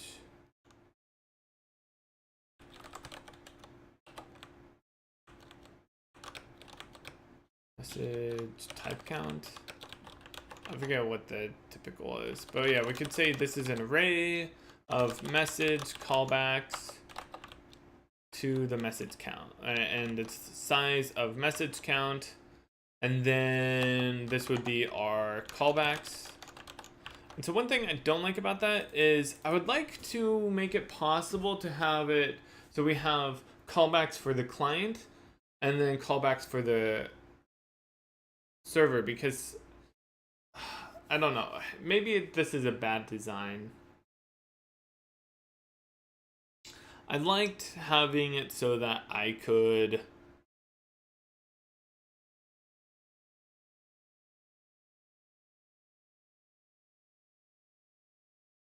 be able to reuse it. So let's see here, let's find one that we might reuse. Item split, skill use, NPC interact.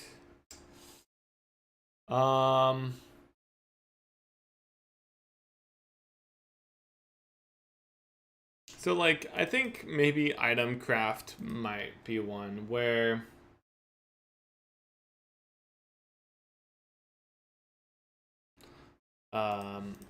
if you are crafting an item on the client, you tell the server, hey, I want to craft, a wood club.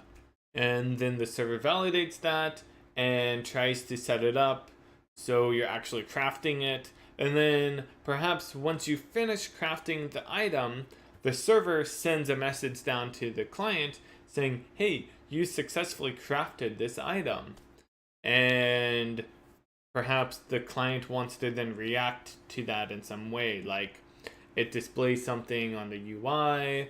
I might display a message on their chat that says like, hey, I created this item.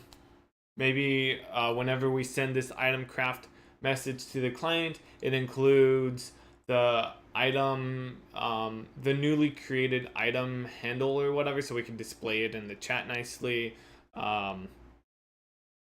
Basically the entity ID is what I mean.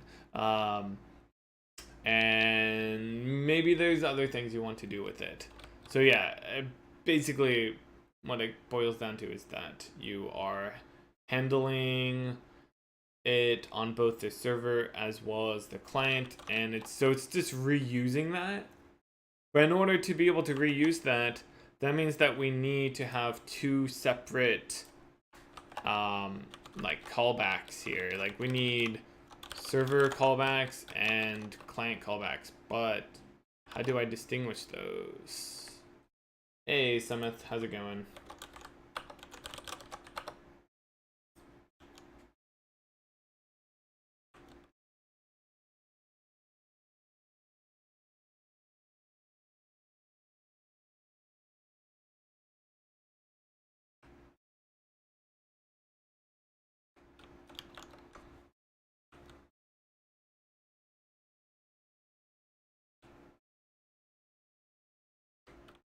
I'm good.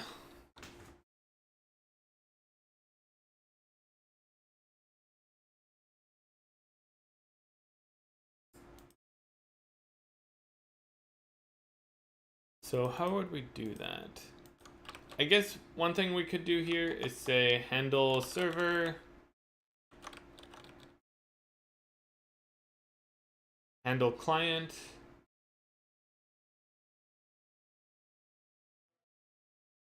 Found that std functions are like 60 bytes in size. Nice. That's okay. I guess we don't have to have this be a std function. We could just have it, yeah, I guess that's true. We could do something more like what we did with our scheduler. Yeah, I think that's actually probably fine. Maybe we'll do it like that. Let's get rid of that. That's our message callback. We can strip off all that stuff because I don't think we ever actually want to like bind any data to it, so it's just always going to be a very simple function. I think so. I think so.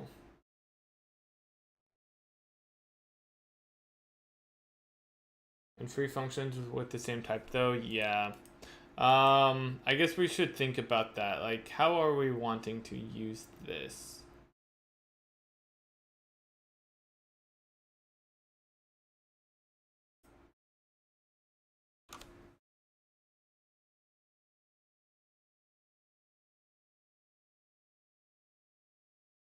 So one thing I think we might actually want to do is pass in the world as a reference. Like, that's something, I feel like this is almost bad.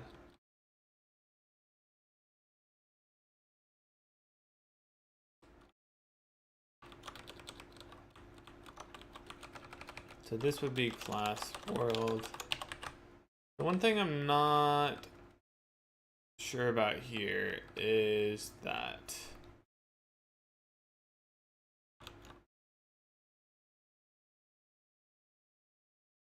I think that would probably work. Listen, connect, handle server. We would have then a handle client. So pretty much these do the exact same thing. It's just that they one is on the server, one's on the client. I think I'd like to do it like that. The other possibility, like I was saying, is have a network server.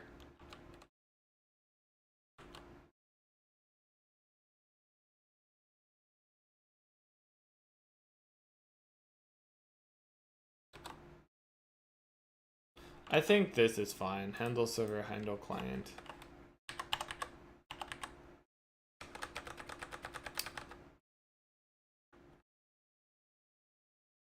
I don't know, what do you guys think? Would it be better to do that? Because we might need this, we're going to need to do something similar in other places as well. And also, it's not underscore, it would be capital. So another possibility is we could do this. We could say namespace server.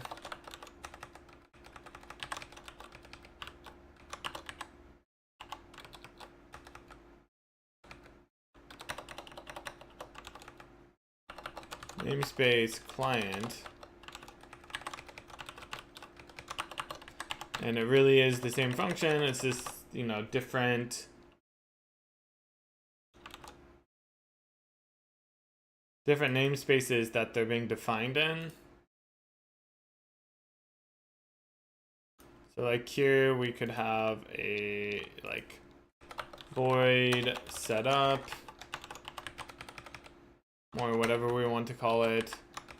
Here we would have a connect.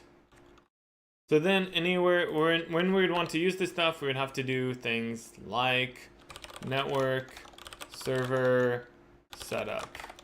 Is that good? Or would we rather do something like network server setup?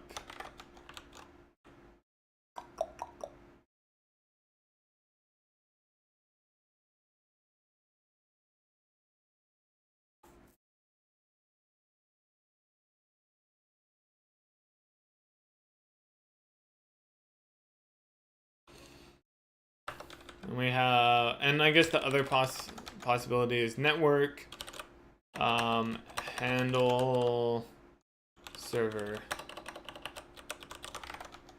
So these are the three possibilities. This is technically the shortest.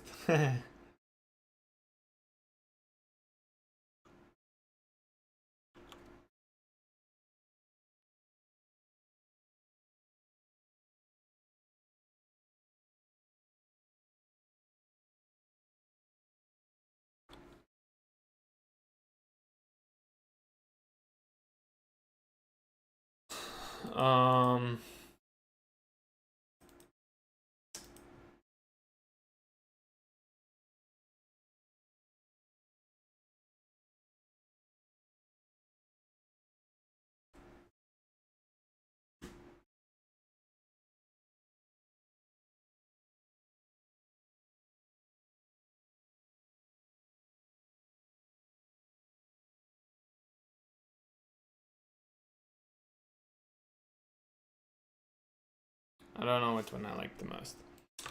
We can worry about it later. We can easily move the code around. So the bottom line though is that we're going to need the server callbacks. I guess if we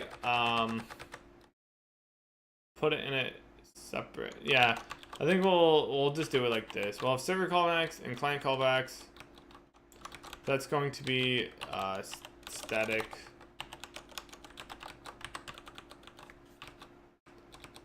client callbacks. So then we're going to have, do we want another namespace? I don't know.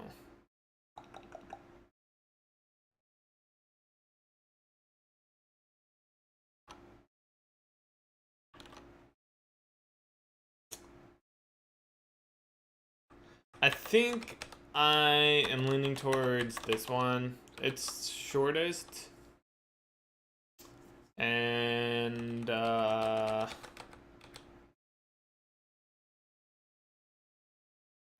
don't know. Actually, I don't know.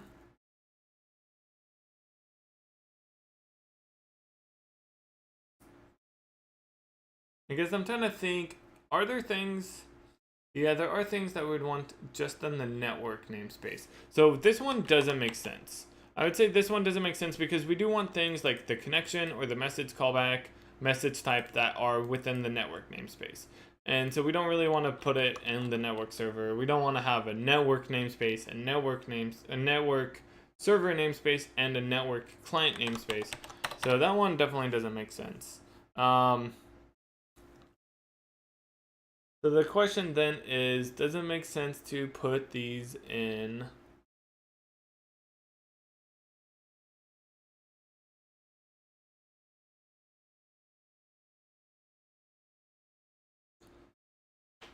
separate namespaces?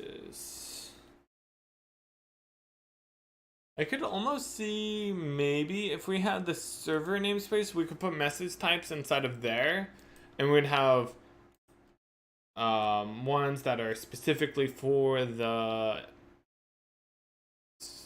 server, and then we would have other ones that are specifically for the client, and then there wouldn't be any concept of like them reusing each other because they're just very different.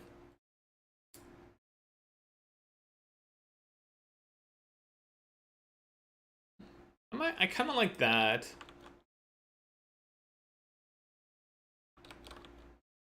One thing I don't like about it is that it's a little awkward whenever you say, oh yeah, this is a server message type. Does that mean that it's a message sent to the server or sent from the server? And honestly, like, it's just saying server message type. I don't think there's I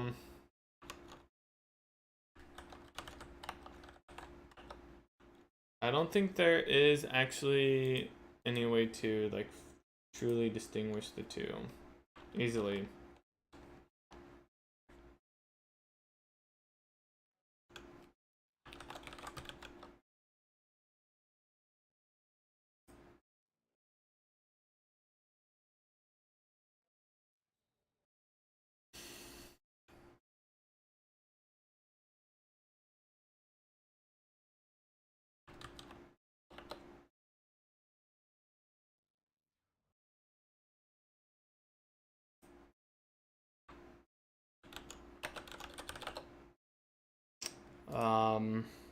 So yeah, actually I don't like doing that.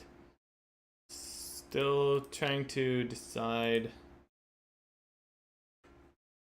exactly how we want to do this.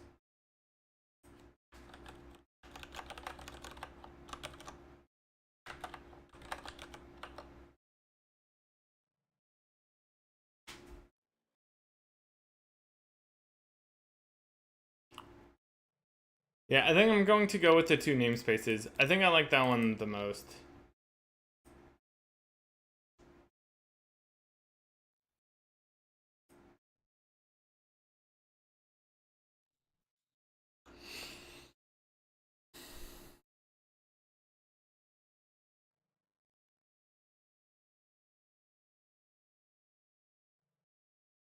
Yeah.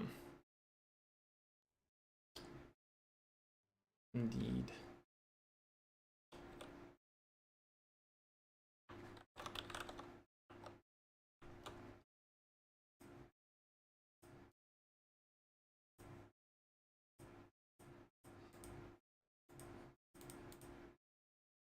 Okay, we'll do it like that. Do it like that. So we'll have namespace server, namespace client.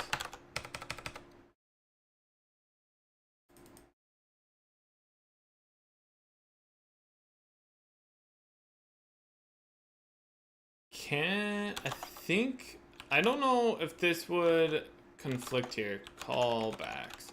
Let's see. If I put this in here, actually, let's do it like this.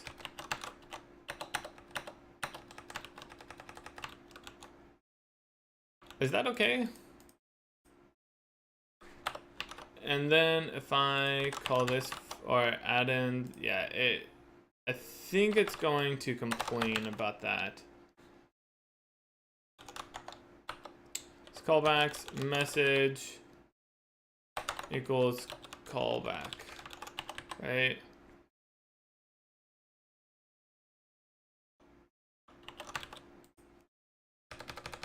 And they actually end up being the same function now that, yeah, I don't think that works.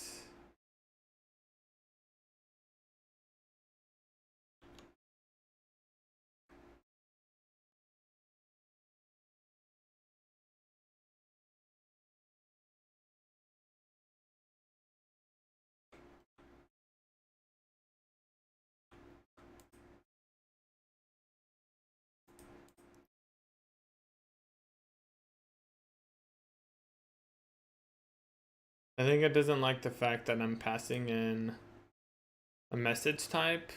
It should be okay. Or maybe I need to say that that's a uint 8. I don't know if that's necessary.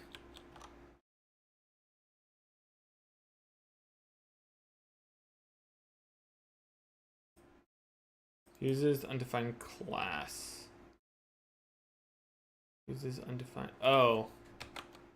I have to include array. For some reason, I was thinking that was already happening. Okay, now I think it's going to complain that we have 2.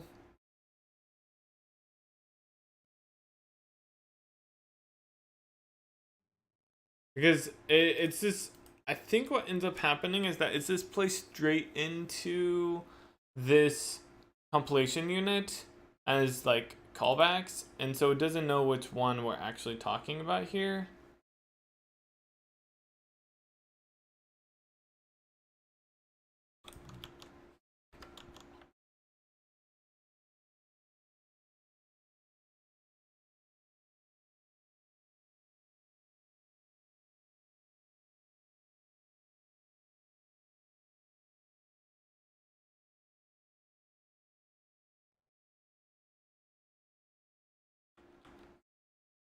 Let's just try this. Let's try putting it directly in that namespace. Does that work then?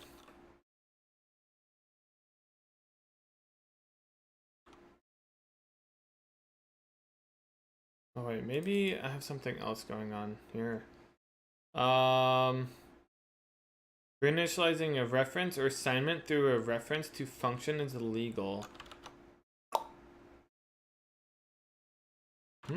Non-discat.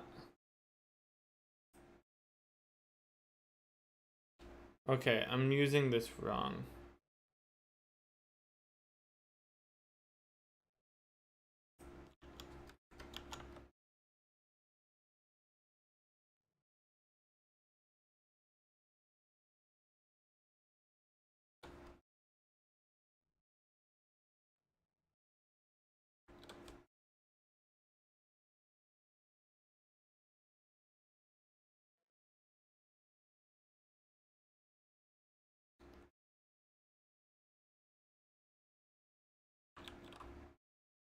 Doesn't like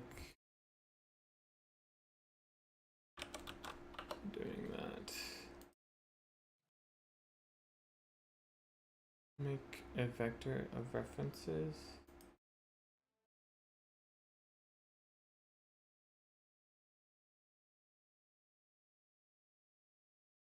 Reference to function is illegal. Wait, what am I doing? Sorry. I don't know why this isn't working. It does allow... Oh, wait. Oh, sorry. That's old.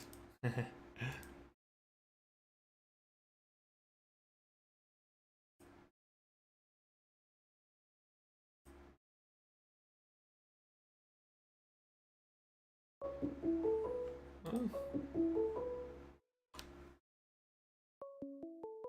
My sister's calling me. Sorry.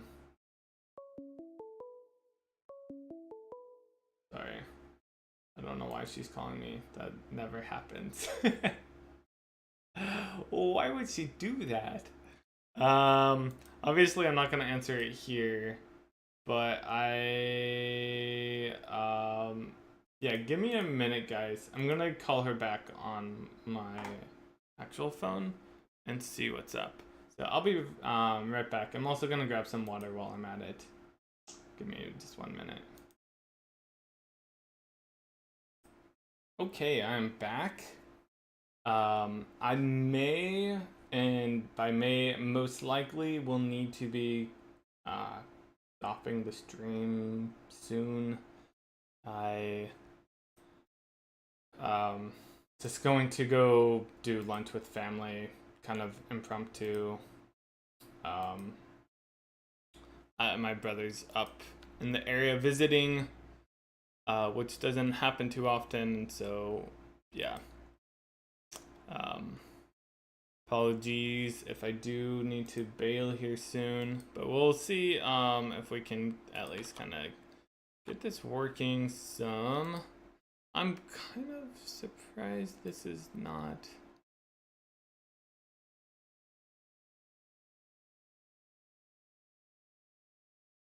being set up right. Like, that's all I need to do, right?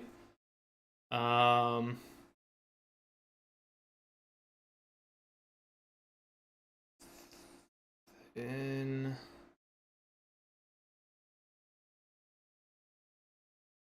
reinitializing a reference or assignment through a reference to function is illegal. Reference to function.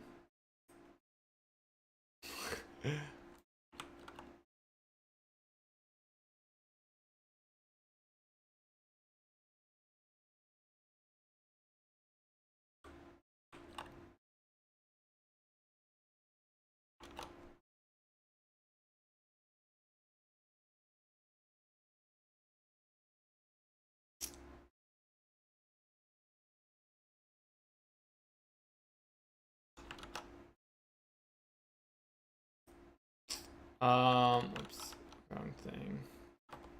Just curious if that is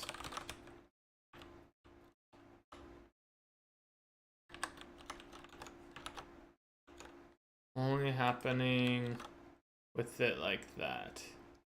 Okay, so this works. So I guess it's how whenever it's like a function like that, it doesn't quite work. I don't know what's the best way to do that. I'm not super familiar with passing around raw function pointers. Or I don't even know if that was actually like technically a function pointer. So this actually works. Now, why does it work if I do just an anonymous namespace? So it's kind of funny how it's like the exact same code. It's the same code, but it's in two different namespaces, and so we're using this different callback. Definitely weird.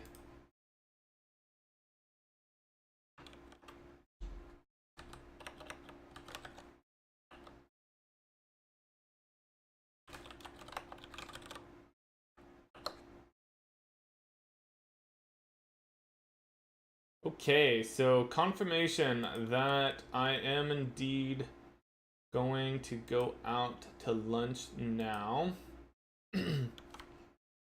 So that means I'm going to be stopping the stream early. I'm sorry, guys. This wasn't planned at all. My sister happened to be in town, and yeah. So I will be back tomorrow at 8 a.m. Pacific time. We should be able to have a long, nice stream tomorrow. Be able to get some actual progress done here. We read through all this Steam networking interface, and I have a good idea of how that API is working now and how we can set it all up. So tomorrow we should be able to actually get like a server and client running, connected, and hopefully pass back some data.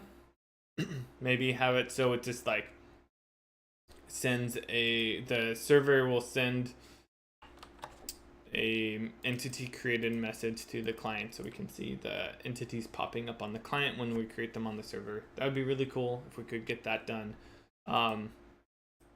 just to test that out. But yeah, thank you guys for joining. I really appreciate it. Like I said, I'll be back tomorrow. If you're not following already, feel free to follow now. You can also check out my YouTube videos, which has all the VODs and also some recap videos. I'll see you guys all later. Take care.